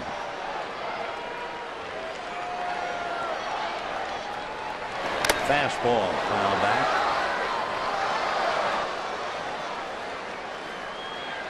That fastball at 97.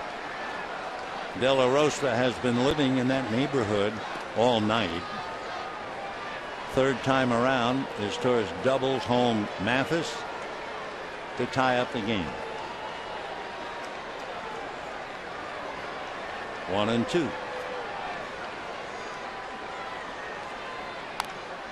A little breaking ball in on the fist. Still 1-2.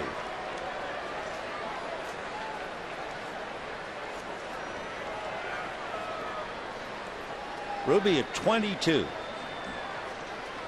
has arrived on the scene pretty quickly when you realize he signed his contract in '07. And here he is, direct from Chattanooga. Whoops. 96, and he got away. 2-2 the count. In spring training this year, after being the minor league pitcher of the year last year at Chattanooga and Great Lakes, he held the opposition in spring training to a .161 batting average, and that really caught everybody's eye. Of course, that fastball will do it right away, but slider and changeup, and here he is. 2-2. There's the change at 80. So he's gone all the way, and on deck, Bobby Abreu.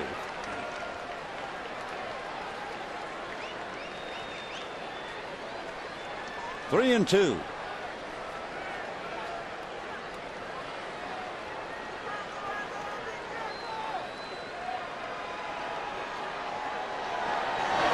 Fastball whacked to right field, down the line, gone. Home run for Eric Ibar, and the Angels have jumped out to a 4-2 lead. Ibar's fourth home run. He has 30 runs batted in. And for young Ruby De La Rosa, that would be only the second home run that he has allowed. So having been picked off in the third inning, much to his chagrin, Ibar makes up for it by taking De La Rosa downtown. That was an 8-pitch at bat, and he just took that 3-2 fastball and hit it out. So after all their misadventures on the base paths, the Angels now have a lead. And that's a strike to Abreu.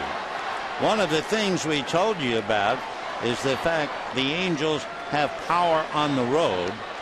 They're fourth highest in the majors in home runs on the road. 1-1.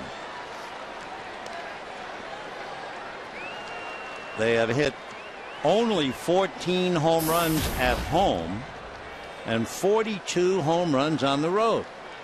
That's hard to explain. 2-1 to count. When the Dodgers come up in the fifth inning, they will have Ethier, Kemp, and Loney.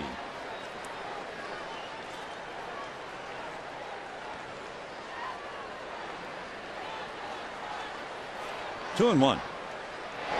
Fastball.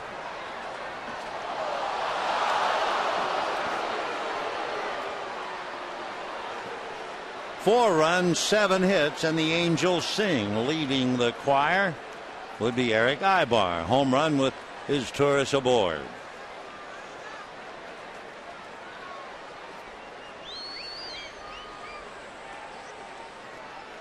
Two and two. Ball 3. Ibar up there. Vernon Wells on deck. Chatwood and Kuroda tomorrow afternoon. Jared Weaver, Clayton Kershaw on Sunday. Fastball down and in to put him away. However, the damage is done. It's a 3-run inning sparked by Ibar's home run. And at the end of 4.5, 4-2 Angels.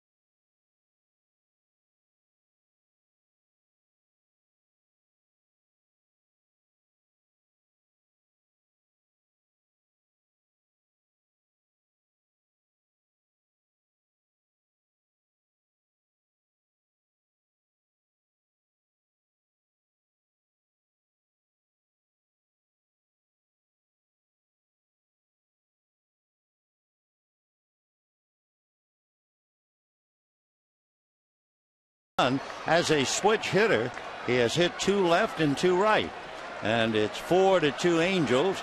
Now the Dodgers with Ethier, Kemp, and Loney, and fouled away. That was a tough inning for De La Rosa. 24 pitches and surrendering the lead.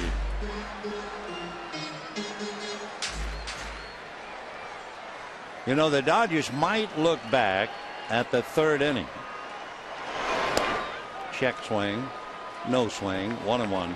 Remember the 3rd inning with 1 out, the Dodgers had 3 singles to load the bases, and then Herron struck out Gwynn and got Navarro. That might have been a chance to widen the lead, but it was certainly not unusual for Herron. And that's not unusual for Ethier to wear him out. It's his 3rd hit, and Andre's going to go into second base with a double. So Ethier was hitting 372 against Herron, and he moves up even higher with the double, and that'll bring up Matt Kemp. No matter what Herron tosses up to the plate, Ethier drills it. So it's 4-2 Angels. The Dodgers have 9 hits, and here's Kemp. We were talking about the Dodgers getting the bases loaded and failing to score. You know how tough Herron has been? In his career, with the bases loaded, opponents are hitting 155. Breaking ball strike. In his entire career, Herron has allowed only 11 bases loaded hits in his career.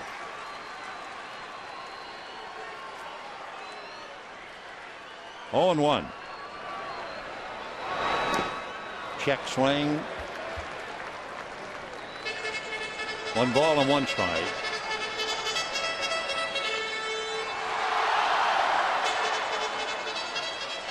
Dan has now made 87 pitches. And by the way, Andre Ethier out there at second base is now hitting 386 against Herron. Time at the plate. Matt Kemp hitting 333. Hit his 21st home run of the year in the first inning and single to right in the third.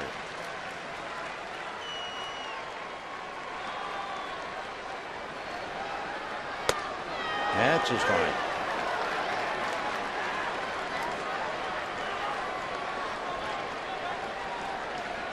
Four runs, 7 hits for the Angels, 2 runs, 9 hits for the Dodgers.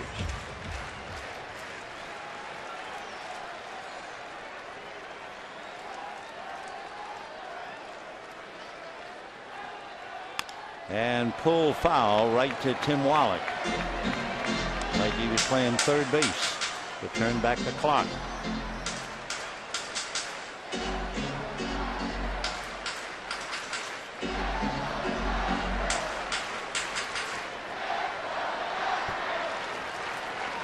Ethier, the only man he's worrying about right now is his tourist.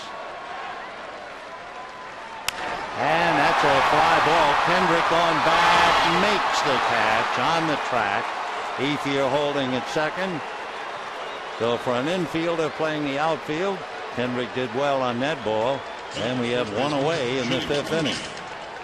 And the batter will be James Loney.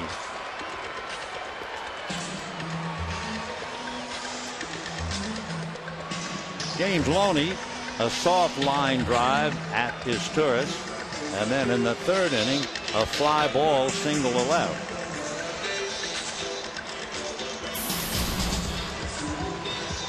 James with his average up to 275. Of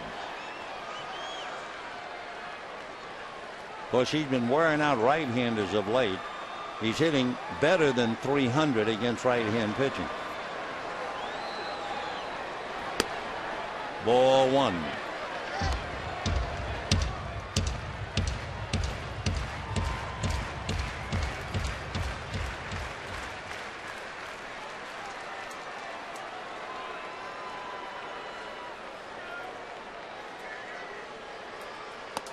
And that's a strike.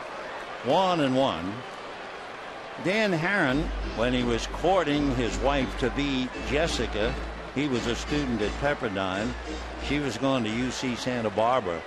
So he would go up there and room with Ryan Spilborghs, who of course is now with Colorado, and there's a base hit. Hesitating was Ethier, and they're going to stop him on a throw way offline with 1 out. If Ethier had not hesitated, he would have scored easily. But Tim Wallach, figuring he who hesitates might be thrown out at the plate. And the batter will be Tony Gwynn. So Loney comes up with his 2nd hit. Dodgers at 1st and 3rd. Dodgers now have 10 hits, but only 2 runs.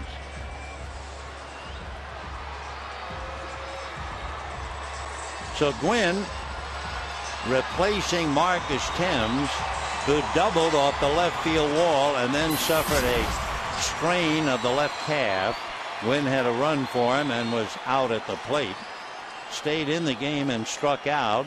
And now up there trying to at least get Ethier home. And ball one. Aaron now has made 94 pitches. And he's only in the 5th. However, as a starting pitcher, he could steal one by going the required 5. 1 ball and no strikes. And ground ball in the hole, smothered for the force play. No chance to double Tony. The scoring is Ethier, and it's now Angels 4, Dodgers 3. Is Turris taking a base hit away from Gwynn, turning it into the force play.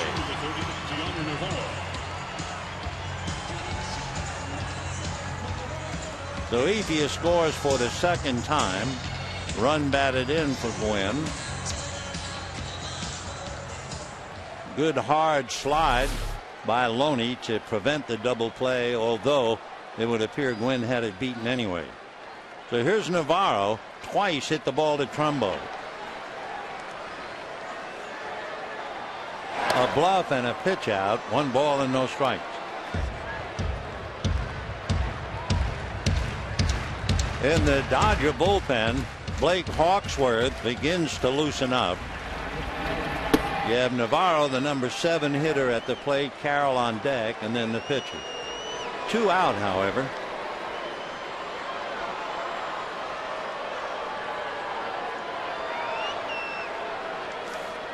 Remember, the league runs on Herron. 14 out of 16 stolen bases. Gwynn has stolen 5 out of 7.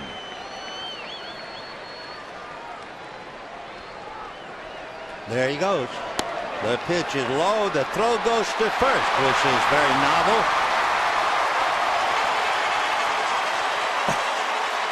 Mike is seeing it all tonight. This is really weird. So Gwynn steals second. The tying run is now out there.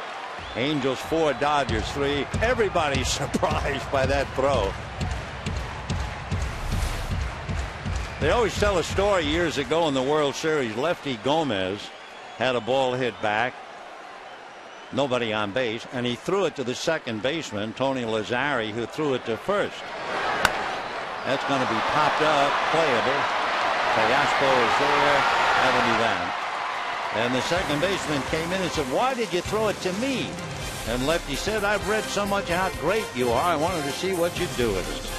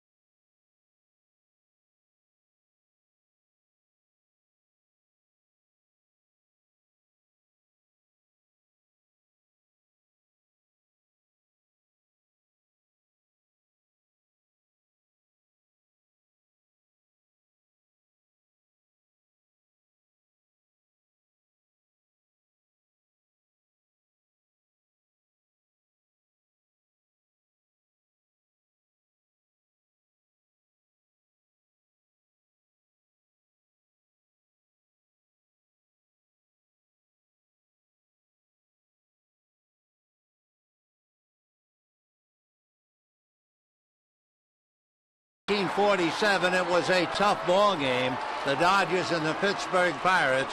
Jackie Robinson was at third and stole home.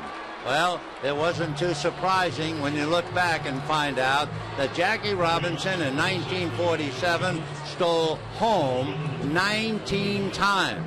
But while researching that, the thing that was a surprise, the fact that Babe Ruth, the all-time great pitcher, great home run hitter, Babe Ruth stole home 10 times.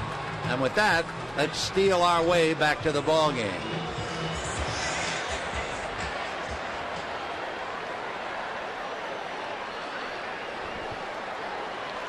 Four to 3 in favor of the Angels. Line drive down the line. Vernon Wells will be held to a single. A nice sliding stop by Tony Gwynn out there in left field.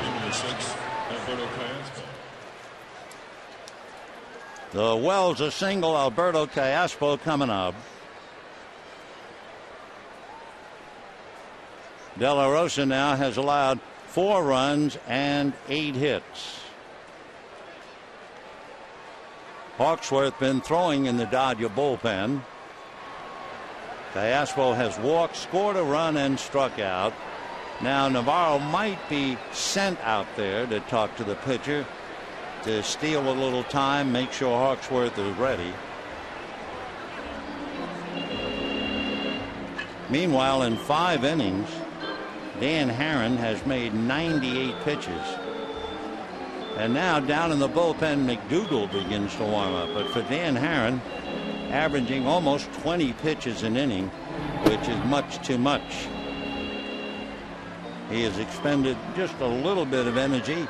He had a base hit, but a runner was out at third, and so his base hit led to the final out in the 2nd inning. And now we'll see what develops on the mound after Navarro, I think, was whistled out there.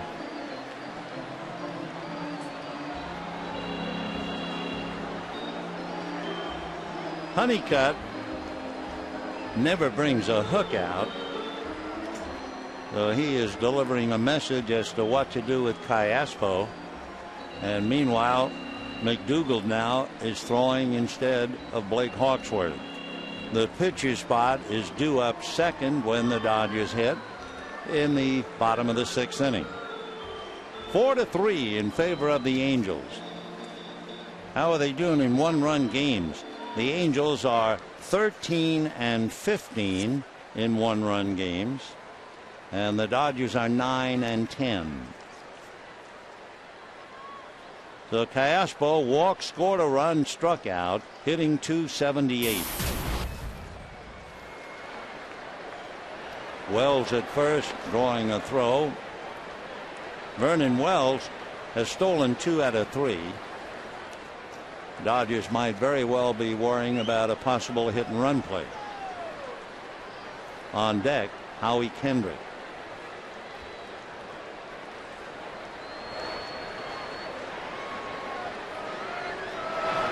And ball 1.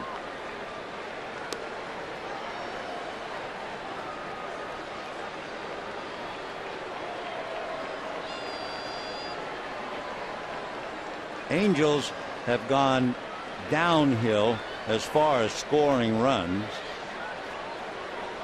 in June. They scored on an average of 4 runs a game in March and April. That dropped under 4 in May, and now it's under 3 in June. Dodgers have gone the other way, and they're averaging a little better than 4 runs a game in June. 1 ball and no strikes. Full swing, fly ball. Kemp makes the catch. Matt had a little bit of trouble judging that ball, but he stayed with it and made the play.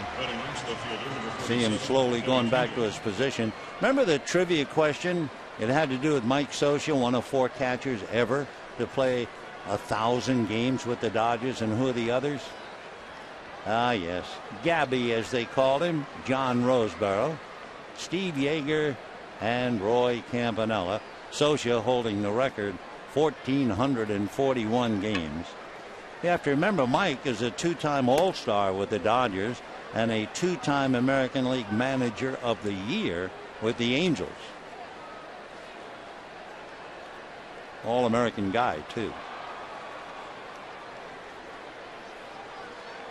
1 out, 4 to 3 Angels, 6th inning. And here's Howie Kendrick. Runner going, missed at the plate, short throw, and the tag applied, got him. So another Angel out on the base paths. Tough play for Carroll. Kind of a short throw by Diana Navarro. And Carroll went down to get it. Just let the runner slide right into the tag. The question was, could he hold on to the ball? That's what the umpire, Tom Hallian, was waiting to see, and he did. And a high fly ball to deep left field. Gwynn to the track at the wall. Gone. So after nailing Wells, he serves up the home run ball to Howie Kendrick. And once again, the Angels are back to a 2-run lead, 5-3. For Howie Kendrick, his 8th home run and his 24th run batted in. Second home run given up by De La Rosa. He had given up just 1 home run in about 20 innings, and he's given up 2 tonight in less than 6. So Kendrick all smiles. 5-3 Angels. That's just remarkable, isn't it? That note we had at the start of the game, how the Angels have so much more power on the road than at home. They've hit a total of 14 home runs at home, and they have now hit 43 home runs, more than 3 times as many on the road. So here's Trumbo. Strike. So you would get the feeling that home run has cooked De La Rosa's goose. He's due to bat second. Howie Kendrick hits his 8th. 0-1. 1 ball and 1 strike. Of course, Kendrick hits a home run. That's not exactly news. He's had 10 a couple of times. In fact, he had 10 last year. Off the plate. 2-1. 5 runs, 9 hits for the Angels. 3 runs, 10 hits for the Dodgers.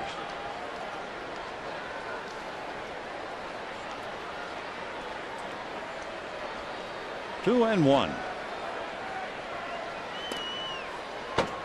Check swing on a fastball to the screen. 3-1 the count.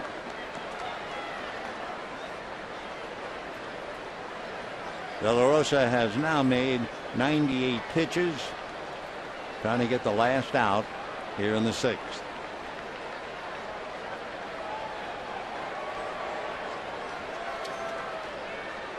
Three and 1.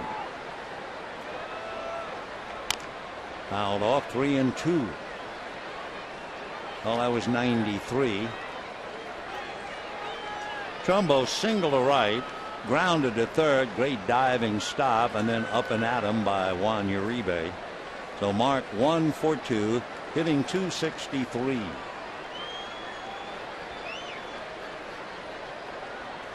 Fastball hit to the left. Nice pick by Gordon.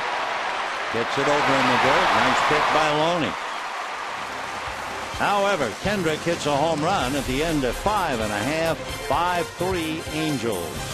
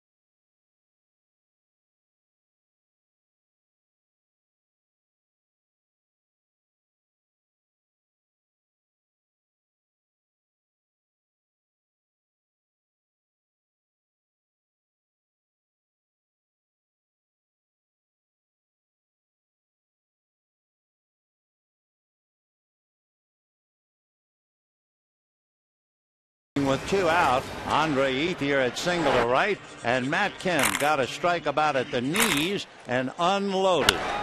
And for Matt, with that great strength of his, clearing the wall in deepest right center field, it gave the Dodgers a short-lived 2-1 lead. And it's now 5-3 Angels. Matt is 2 for 3 tonight. Ethier hitting in front of him is 3 for 3, and that's really been the Dodger punch. So now at the bottom of the lineup, you'll have Carroll, and then Casey Blake will bat for De La Rosa, and then Gordon. De La Rosa made exactly 100 pitches.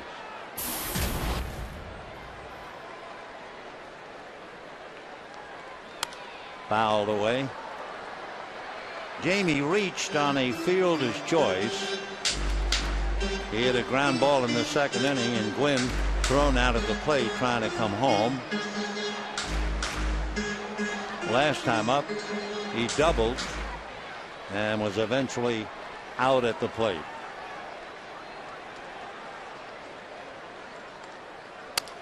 Broken bat, little ground ball. His Turris takes care of it. 1 away. We have a minute. If you follow baseball closely enough, you know that the Washington Nationals, #1, have been playing very, very well. The Washington Nationals have won 9 out of 10, 3 straight, something like 11 out of 12. Anyway, the big story in Washington, their manager, Jim Riggleman, just upped and quit in the middle of the season. So then the question was, who will take over the managerial reins for the Washington Nationals? It's old friend Davey Johnson, who managed here. He hasn't managed since the year 2000. Davey is not only signed from now till the end of the year, but then he has received an additional 2 years. Davey Johnson is 68. 0-2 to Casey. His neck is still bothering him. Talking about necks, Justin Morneau, that brilliant player, has to have his neck operated on. They say about Blake, he has limited terms of movement. He took batting practice today, but he is having trouble. 2-2 to Casey. Aaron has now made 107 pitches. Down in the bullpen for the Angels, De La Rosa, who made 100 pitches, calls it a night. Home run ball got him just off the corner. Takahashi and Cassava down in the bullpen for the Angels.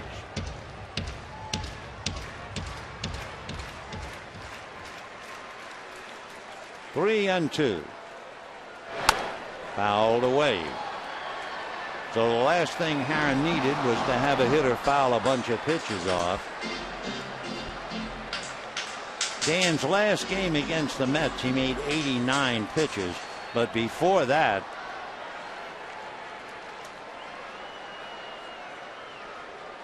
he had 12 in a row where he made over 100. So this is his 13th. The most pitches in a game for Dan Haren. Back in early April, he made 125 pitches and pitched a one-hitter against Cleveland.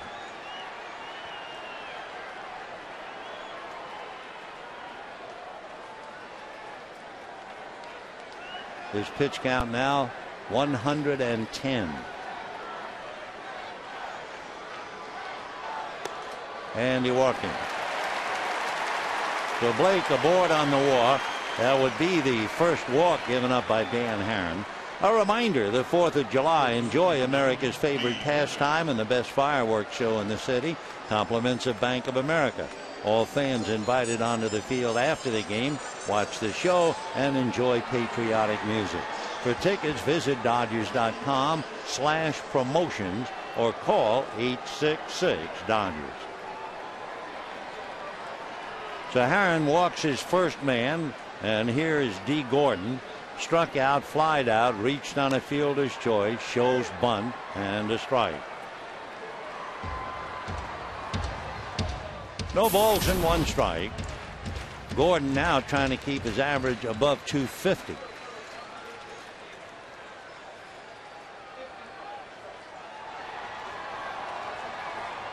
Oh and 1.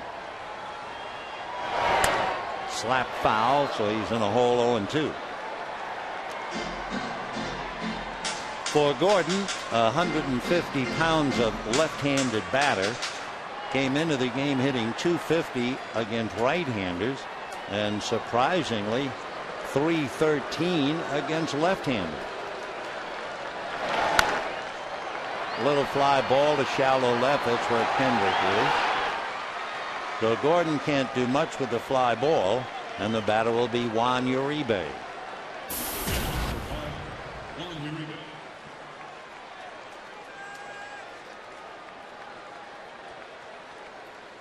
Uribe grounded out, struck out, grounded out again, 0 for 3.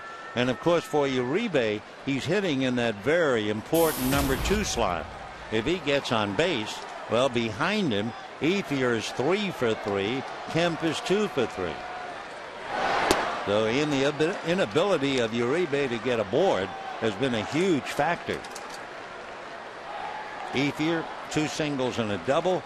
Kemp, a 2-run home run and a single. But Uribe was on the bench all the while. Right.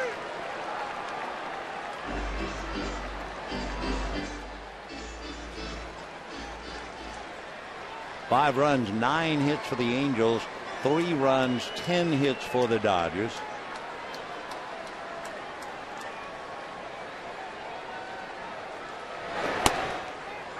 A shot at first, but not in time.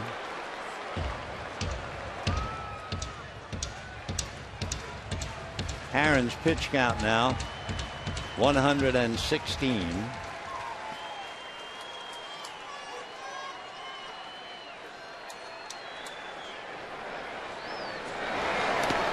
And down to second base on the pitch in the dirt, and going in safe is Casey Blake.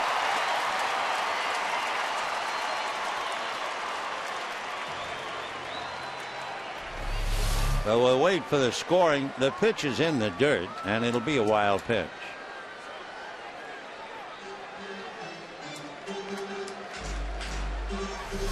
So 5-3 Angels. Blake at second. 2-2 the count to Juan Uribe.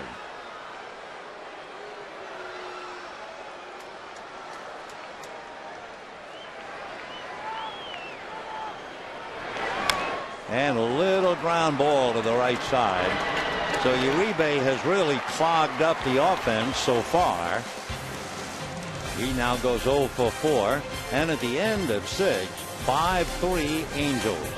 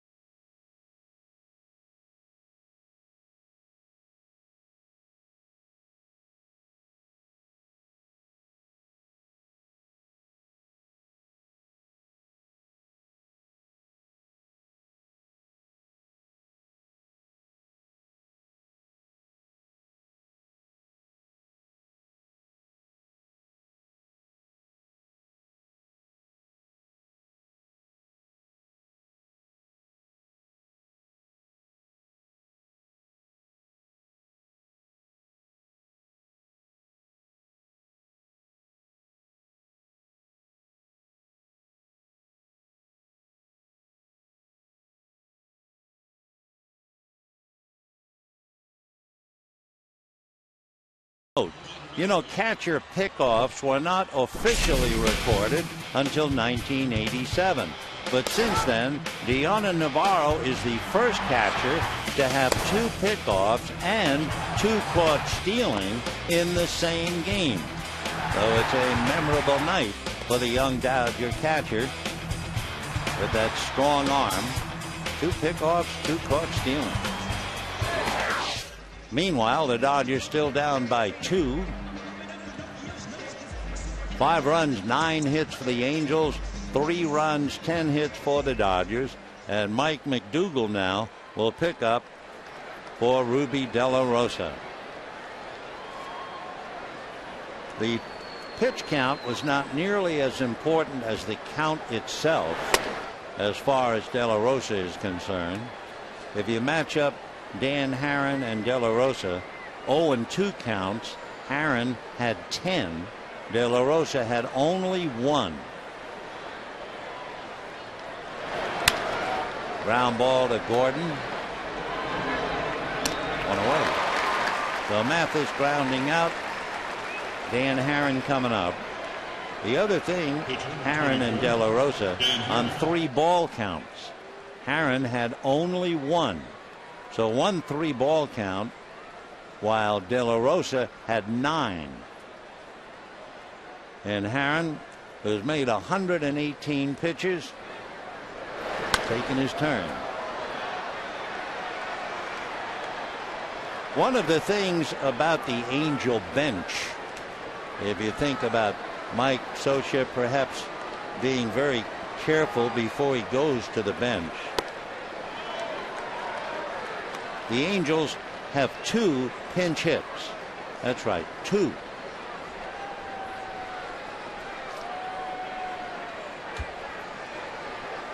And by the way, not only 2 hits, they don't have a pinch hit RBI. So that would fulfill the definition of a weak bench. But with all of the so-called problems, they're 3 games back at Texas, 2 games under 500. 0-2.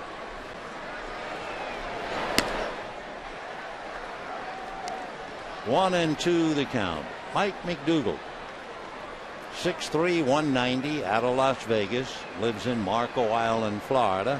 A first-round pick by the Kansas City Royals out of Wake Forest. First-round pick in 1999. Had a good long career with the Royals and the White Sox, then the Nationals, Cardinals, and finally the Dodgers. 1-2. High chopper over the mound. Here comes Gordon. Plenty of time. So Haren grounding out, and we have 2 down. His tourist coming up. Don't forget, this is Think Cure weekend. We would ask you sincerely to donate. You can do it Dodgers.com/ThinkCure, ThinkCure.org, or by calling 866-554-CURE.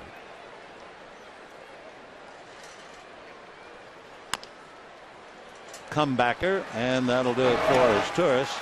So the Angels go 1, 2, 3 in the 7th.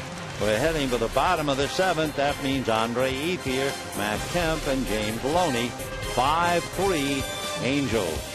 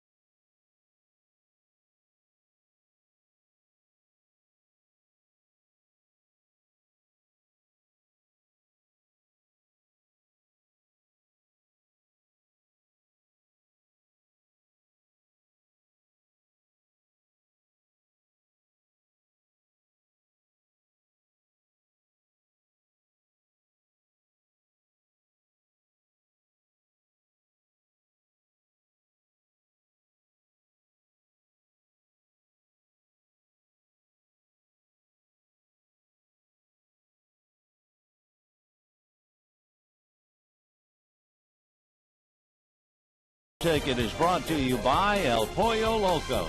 Now for only $5, get one of our 5 tasty combos. They're the combos other combos wish they could be. Catch them before they're gone. By Corona, who invites you to find your beach. And by Time Warner Cable. Bottom of the 7th inning, 5-3 in favor of the Angels. Dan Herron turns in a very, very tough 6 innings. While he made 118 pitches, he survived some very questionable Angel base running, but he leads, leading by 2. Takahashi will pick up for him. That's Hisanori Takahashi. Meanwhile, Peter Borges takes over in center field, and Vernon Wells goes into right field, and Howie Kendrick is still out there in left. So Hisanori Takahashi, he's from Tokyo, about 5'10", 175. And that's going to go foul down the line. Of course, you can understand why Scioscia brings in the left-hander. Andre Ethier is hitting just .231 against left-handers. He was hitting something like .382 the last we checked against Dan Herron. Breaking ball missed. The usual hesitation from every Japanese pitcher we have ever seen. He was Hideki Matsui's teammate with the Yomiuri for about 3 years, the Yomiuri Giants.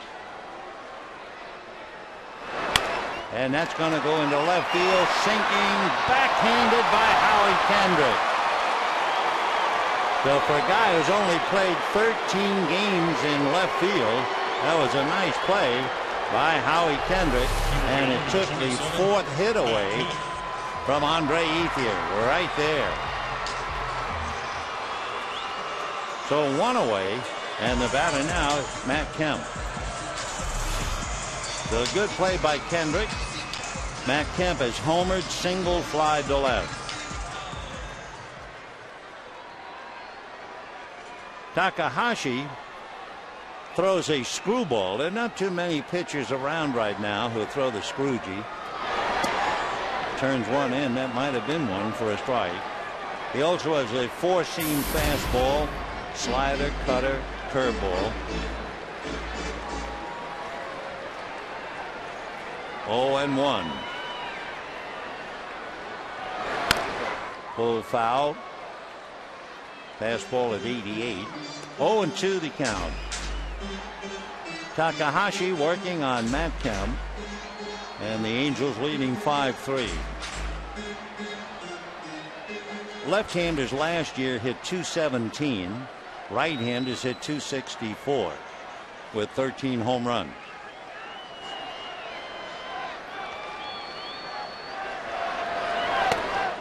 Just missed with a 90-mile-an-hour fastball.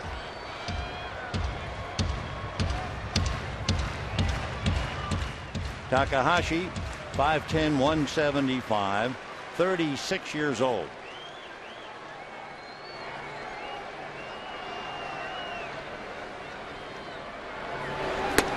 And down it goes. He might very well have thrown that scroogey there.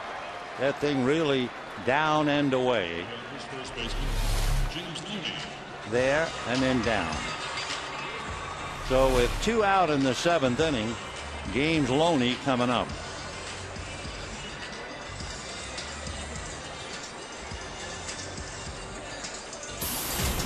Tony Gwynn on deck. Loney has lined out single to left, single to center. Average now up to .278.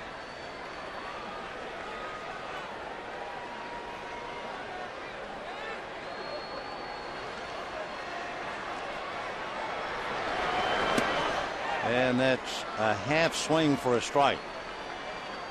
1 ball and 1 strike. De La Rosa, 6 innings, 5 runs, 9 hits.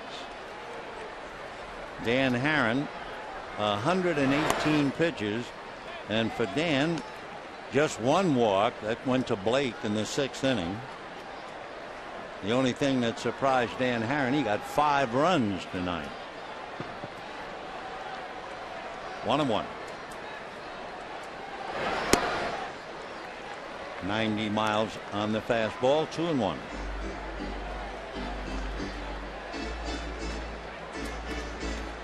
Five runs, 9 hits for the Angels. 3 runs, 10 hits for the Dodgers.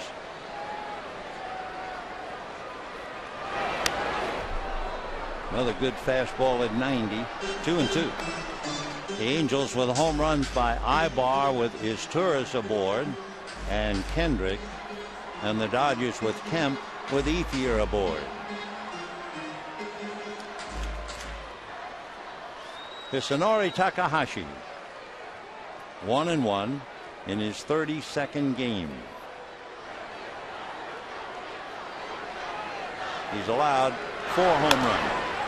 Ground ball, nice pick, and Trumbo takes it to the bag. So the Dodgers are done, thanks really by that diving catch of Howie Kendrick in left field. And we have 7 innings in the book, 5-3 Angels.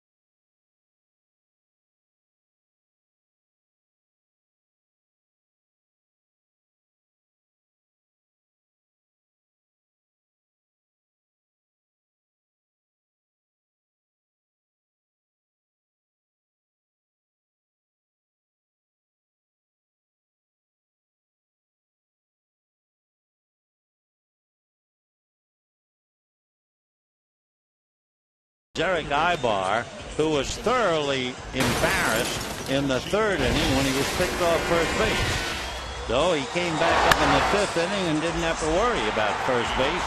He hit one into the right field stands with Izturis aboard for Ibar's 4th home run of the year, and that gave the Angels a somewhat comfortable 5-3 lead when Kendrick hit his with the bases empty.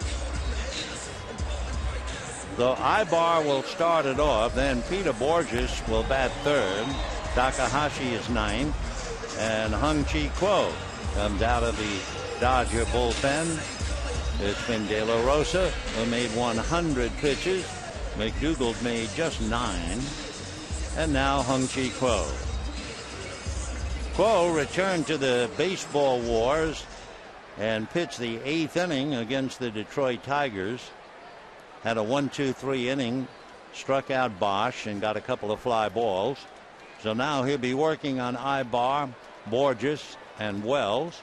And Ibar will turn around to bat right-handed, hitting .284. And promptly off the glove of a leaping Jamie Carroll for a base hit. So that's Ibar's 3rd hit.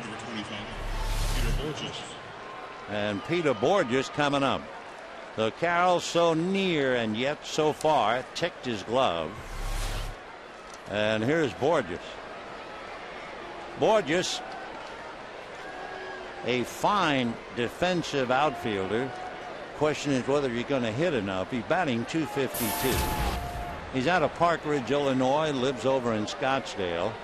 And he was a 10th round pick out of Scottsdale High. His father, Chris, had a cup of coffee with the Giants. His dad played with old Vita Blue, Jack Clark, Johnny LeMaster, and he's now a scout for the Brewers. Ibar leading off with the base hit. And remember, coming into this game, he had stolen 15 out of 17 and was picked off. So Quo has his hands full here. And the bunt by the sprawling Quo, but Loney bounces it, and that gets away from Carroll. And here comes a run to score. And the throw not in time, and all the way to third goes Borges, and the Angels take a 6-3 lead. A messy play, to say the least.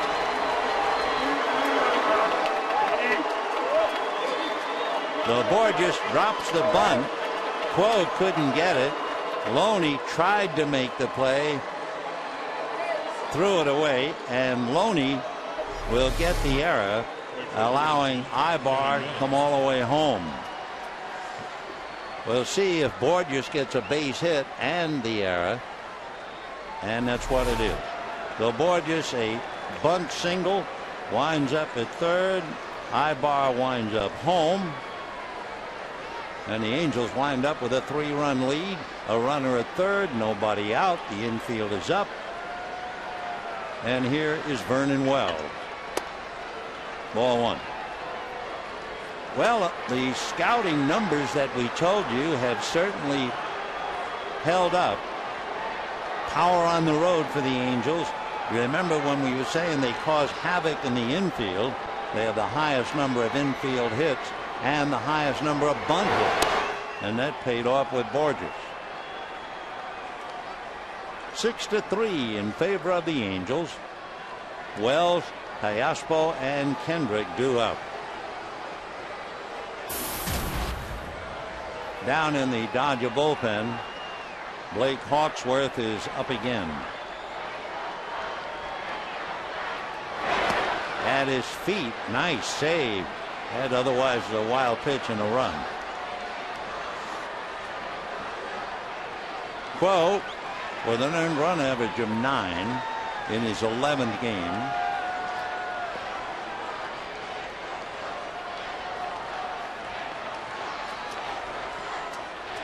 Three and 0 the count. Breaking ball strike. Dodgers using De La Rosa, McDougal, and Quo. Aaron and Takahashi for the Angels. Tomorrow, Chatwood and Kuroda.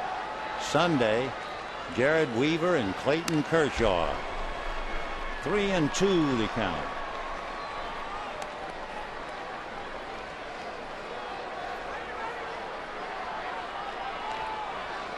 Five runs, then one more here in the 8th inning. So the Angels now lead 6-3 on 11 hits. Dodgers have 3 runs, 10 hits.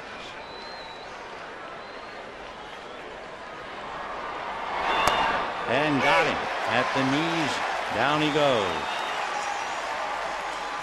So Wells strikes out. He goes 2 for 4. Quo picks up a K, and the batter will be Callaspo.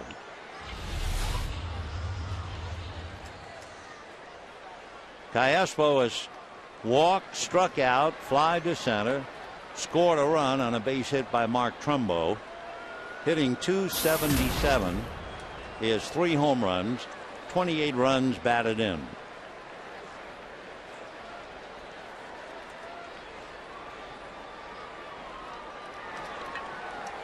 Now let's see about Quo. You have Callaspo and Kendrick.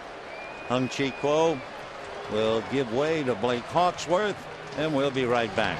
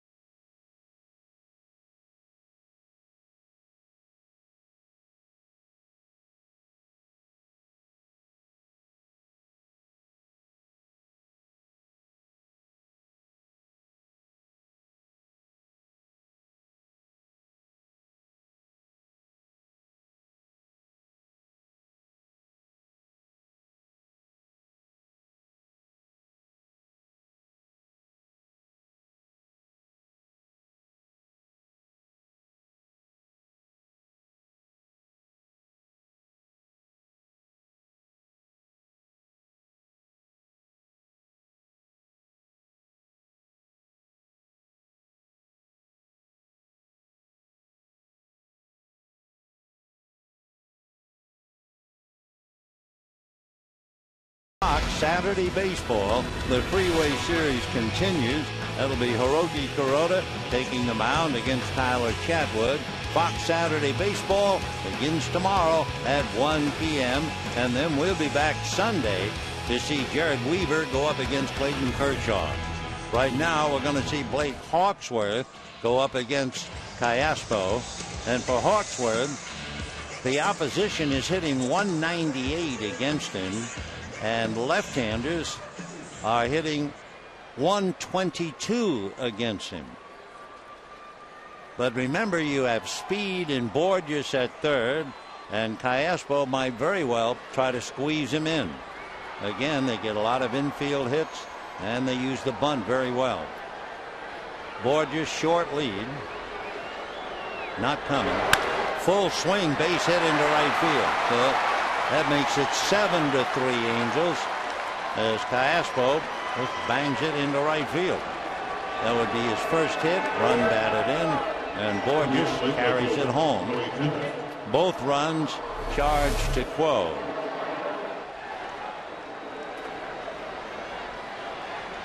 So 7 runs, 12 hits for the Angels, 3 runs, 10 hits for the Dodgers. And now Howie Kendrick struck out, flied to right, and then homered.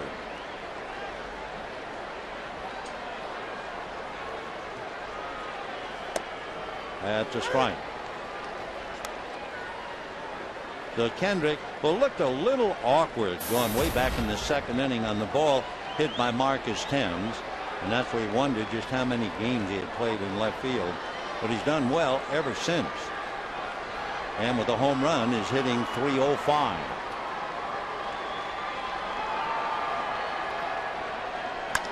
Ground ball to Gordon. The quick feed, the turn, and the Dodgers get the double play. So Kendrick hits into the double play. They're number 1 in grounding into double play are the Angels, but they lead 7-3.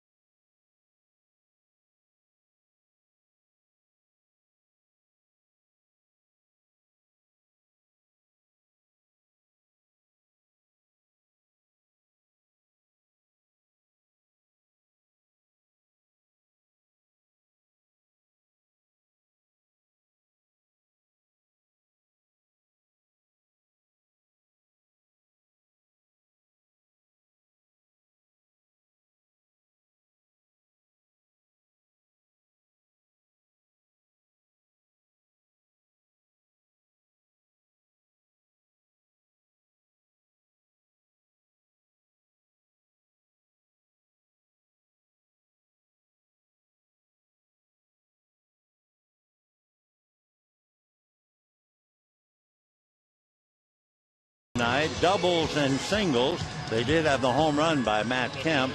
However, the Angels have 2 home runs by Kendrick and a 2-run home run by Ibar. So the Dodgers led 2-0, 2-1. They were then down 4-2, 4-3. Then it became 5-3 Angels, now 7-3. And Takahashi working on Gwynn and a strike. One big difference between the two teams. The Angels are 5 for 6 with runners in scoring position, and the Dodgers are only 2 for 12. 0-1. The Giants came from behind and beat the Indians 4-3. Indians scored 2 in the first inning, but the Giants came back. The Indians managed only 2 hits, and the Giant bullpen pitched 4 1/3 innings of hitless relief. That's a strike, 1-2. Gwynn hitting .218. He'll be followed by Navarro and then Carroll.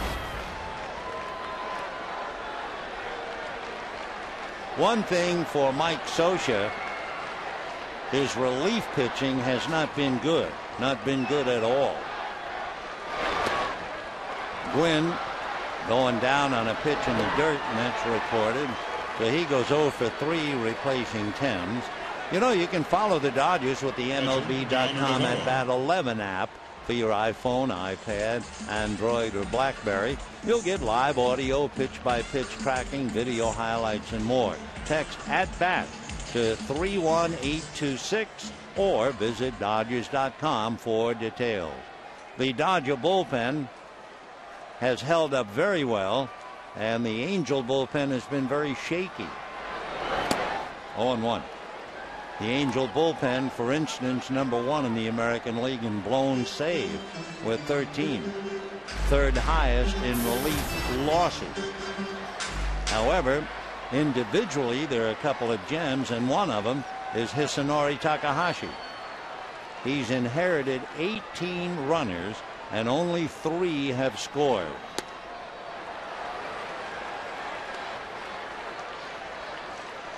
So Takahashi trying to hold on to what is now a 7-3 lead. 1 out, bottom of the 8th inning. Remember last year the Angels beat the Dodgers 5 out of 6 and beat them 3 straight here.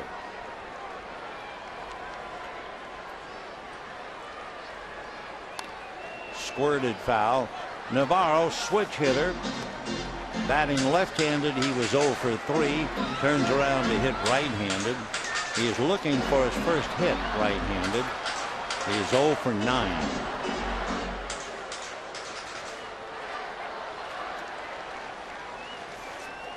One out, 8th inning, 7-3 Angels.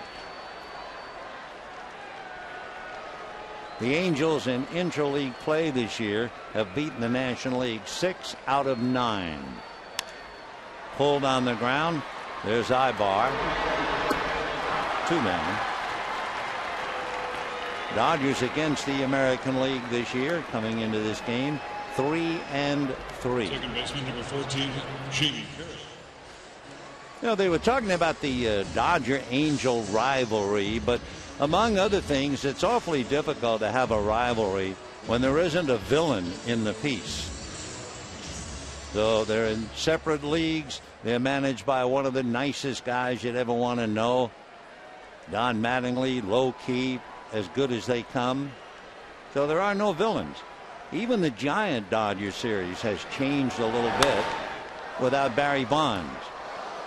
But if you want to concentrate on what is shaping up to be a mean and bitter series, it would be between the Reds and the Cardinals. You remember that big brawl that they had? The worst thing that happened is there was a victim and there was a villain. The victim was Jason LaRue, who for years caught for Cincinnati, and he was with St. Louis. And Johnny Cueto, the pitcher for Cincinnati. And they were on the field and everybody was pushing and shoving, and LaRue went down and Cueto started kicking him in the head. And LaRue has had to hang up his career. He's had constant headaches. They suspended Cueto for 6 games, which doesn't seem very much when you ruin somebody else's career. But there's a lot of bitterness. Cincinnati versus St. Louis. Down goes Carroll. Another nice inning turned in by Hisanori Takahashi. And at the end of 8, 7-3 Angels.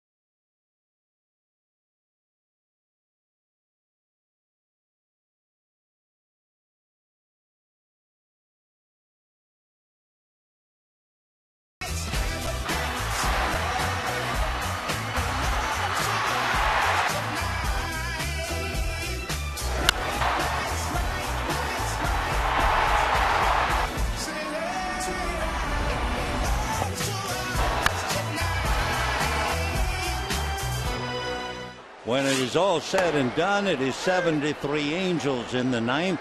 It'll be Mark Trumbo, Jeff Mathis, and then Takahashi, unless they go to a closer. For the Angels, they have met the enemy, and they were us, meaning the Angels, at least in the early going. They have survived some, let's say, difficult base running. They performed a cycle on the bases. They had 2 runners nailed at first, a runner nailed at second, a runner nailed at third, and for good measure, a runner nailed at the plate. That's the strangest cycle you'll ever hear about. But without all of that, they've still climbed on to lead 7-3. Still 1-2. Trumbo single to right, and wouldn't you know, was picked off. And then lost a hit on a fine play by Uribe and another good play by Gordon. So Mark is 1 for 3.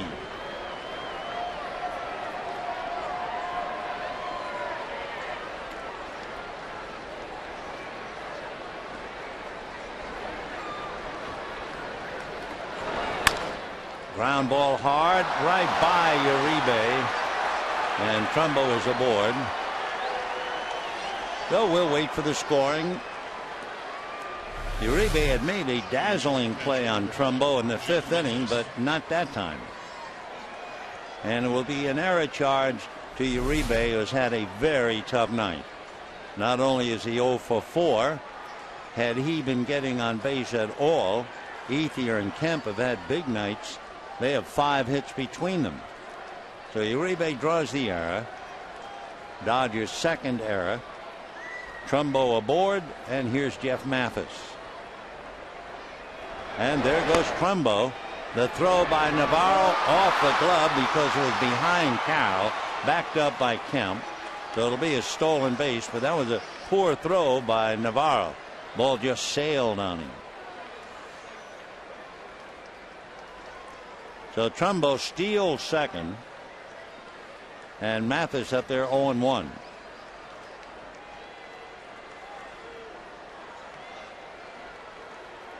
For Mark Trumbo to steal second, he has now stolen 7 out of 10. The Angels have had one of those nights. That's the first time anything went right on a play on the base paths. But they're still leading by 4.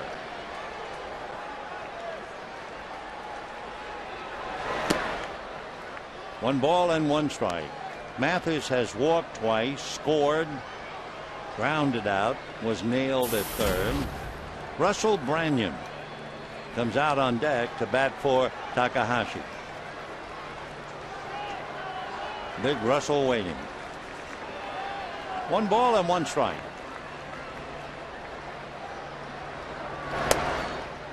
On the corner. Down in the Dodger bullpen, Scott Elbert.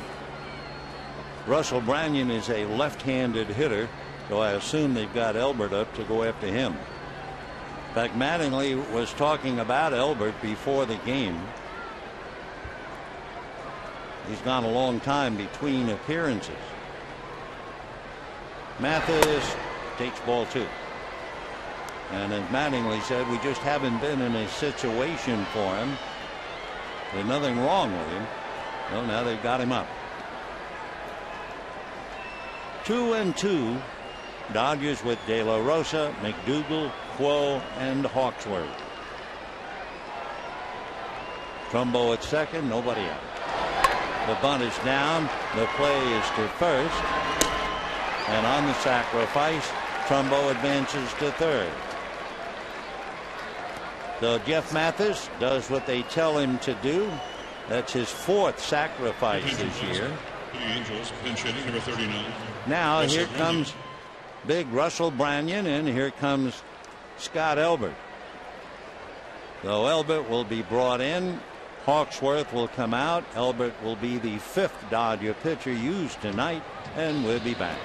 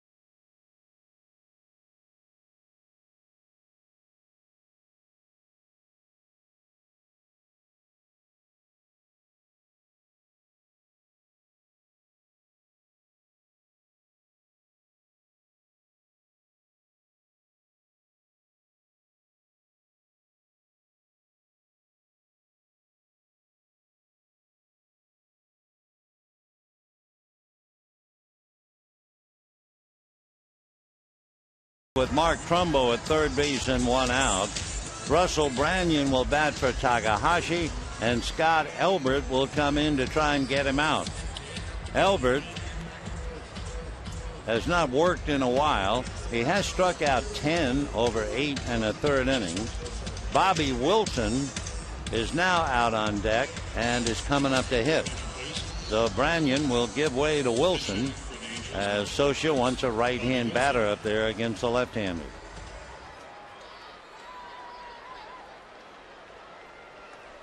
Bobby Wilson hitting .200. He's only been in 15 games. 5 for 25. And remember that note we told you, Angels only have 2 pinch hits off the bench. 0-1. Bobby Wilson, a catcher from Dunedin, Florida, lives in Seminole, Florida. Drafted by the Angels back in 2002. In high school, he played with Casey Kochman, who of course has moved on. Infield up. 0-2 the count.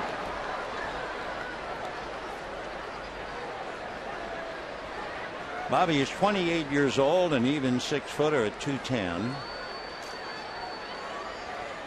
During the winter before this season, he lost over 30 pounds. Wow. 0-2. 0-1. It was 3 years ago when Bobby singled in his first major league at bat. He gave the game ball to his dad, who had flown all day from Florida to be at the game. 1-2 to Bobby, trying to pick up Trumbo at third. A throw by Navarro. 1-2. Remember, Navarro has picked off 2 and caught 2 stealing.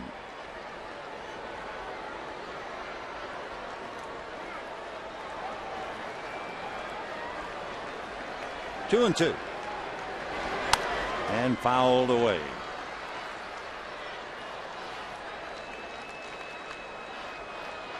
Elbert's last game, just to give you an idea, struggling perhaps against Wilson, he hasn't pitched in a game since June the 14th. So a 10-day layoff, that's pretty tough to just come in and throw strikes. Big bouncer foul. When the Dodgers come up in the bottom of the 9th inning, they'll have a hitter for Elbert, then Gordon and Uribe. In the Dodger dugout, they have, among others, Aaron Miles, Trent Olgen. Miles a switch hitter, and then A.J. Ellis for the catcher. The backup catcher is always the last to be used. Fly ball to right field, so that should defeat the strategy. Tagging up is Trumbo, and he will score. So the Dodgers see Branson. They switch to Wilson. Branyan comes out. Dodgers bring in Elbert, and Wilson gets the sacrifice fly. So it is 8-3 Angels. Bobby getting 5s. Tough job hanging around and suddenly being asked to pinch hit. And he did it very well. So the error by Uribe is cashed in. That's a strike to his Torres. That run is charged to Ellsworth. 5 runs against De La Rosa, 2 against Quo, 1 against the Hawk. Torres singled and doubled in 4 trips. Scored once. Thrown out trying to steal. Check swing. Gonna cost him a strike. 0-2. 8 runs, 12 hits for the Angels. 3 runs, 10 hits, 2 errors for the Dodgers. The pitchers of record are Dan Herron and Ruby De La Rosa.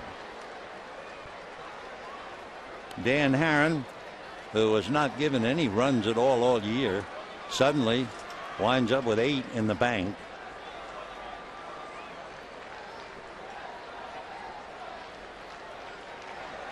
0-2 to his tourist, Eric Ibar, out on deck. And another fly ball to right, Ethier to the line. Well, the Angels pick up another. They picked up 3 in the last couple of innings to open it up, and they lead 8-3.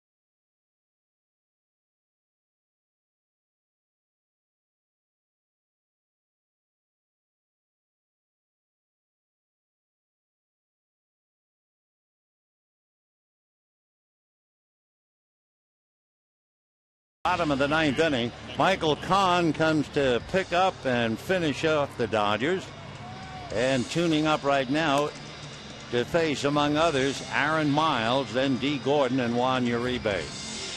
Here's a note for you.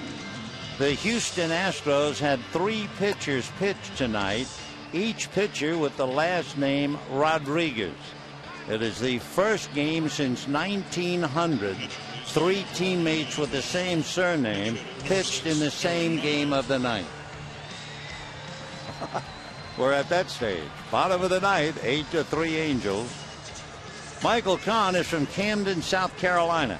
He went to the College of Charleston, and he was drafted by the Angels 3 years ago. His father's father, his grandfather, was a 3-star admiral in the Navy. On his mom's side, grandfather's brother was the longest serving member of the state of Carolina's House of Representatives from 1977 through 2000. His second cousin, Vincent Sheehan, ran for governor of South Carolina in November, lost to Nikki Haley. And a little fly ball to left field. There's Kendrick at the other end of it. So Miles a fly ball, and we have one away. What else can we learn about Michael Kahn? His second cousin, who ran for governor, ended up losing to Nikki Haley, the closest race in state history. He was leading by 15,000 votes, and she won the swing votes, carried the election.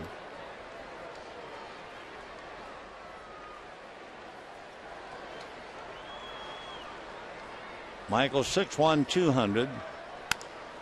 He'll be 25 on Sunday. Spells that name Kahn, K-O-H-N.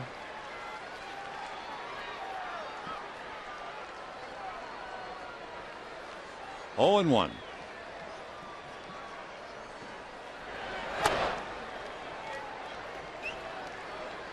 Michael Kahn's mother, Rebecca, is one of 7 girls.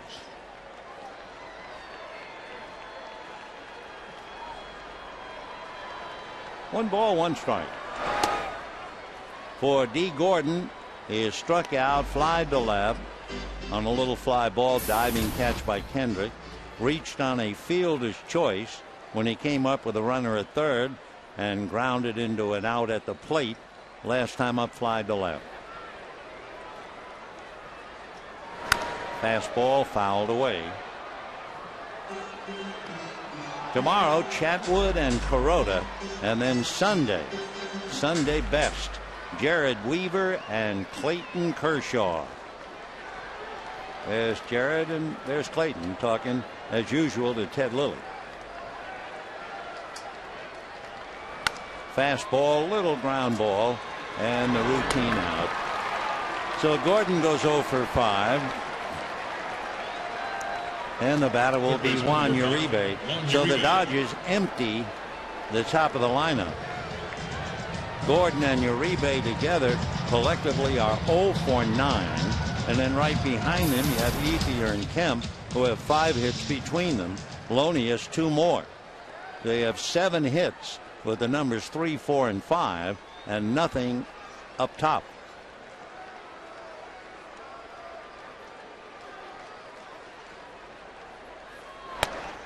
And a strike. 2 out, 9th inning, 8-3 Angels. And remember, this ball game is all part of the Think Cure Telethon. And we will continue with the telethon immediately following the last out. Don't forget your chance to donate. Dodgers.com/ThinkCure, ThinkCure.org, or give us a call, 866-554-CURE. 1 and 2 to Uribe. All the front runners, that means Arizona, San Francisco, Colorado, they've all won. So the Dodgers figure to fall back by 9.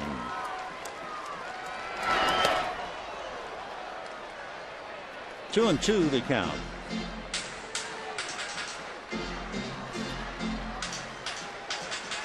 Michael Kahn has only worked 5 2/3 innings.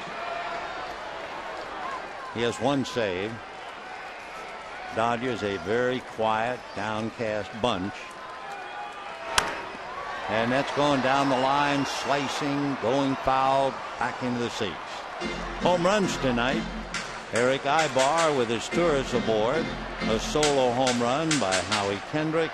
A 2-run home run in the first inning by Matt Kemp. 2 and 2. Outfield split on Uribe, Borges in right center.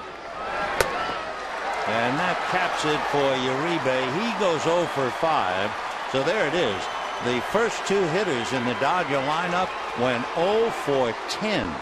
And so the Angels, despite some rather questionable base running early in the game, survived their poor base running and win handily. 8 runs and 12 hits. Dodgers 3 runs, 10 hits, and 2 errors. Dan Herron, the winning pitcher. Dan 7 and 5 and 5 and 5 lifetime with the Dodgers. The loser, Ruby De La Rosa. He is now 3 and 2. Well, we're going to continue the Think Cure Telethon. Don't go wandering off right now.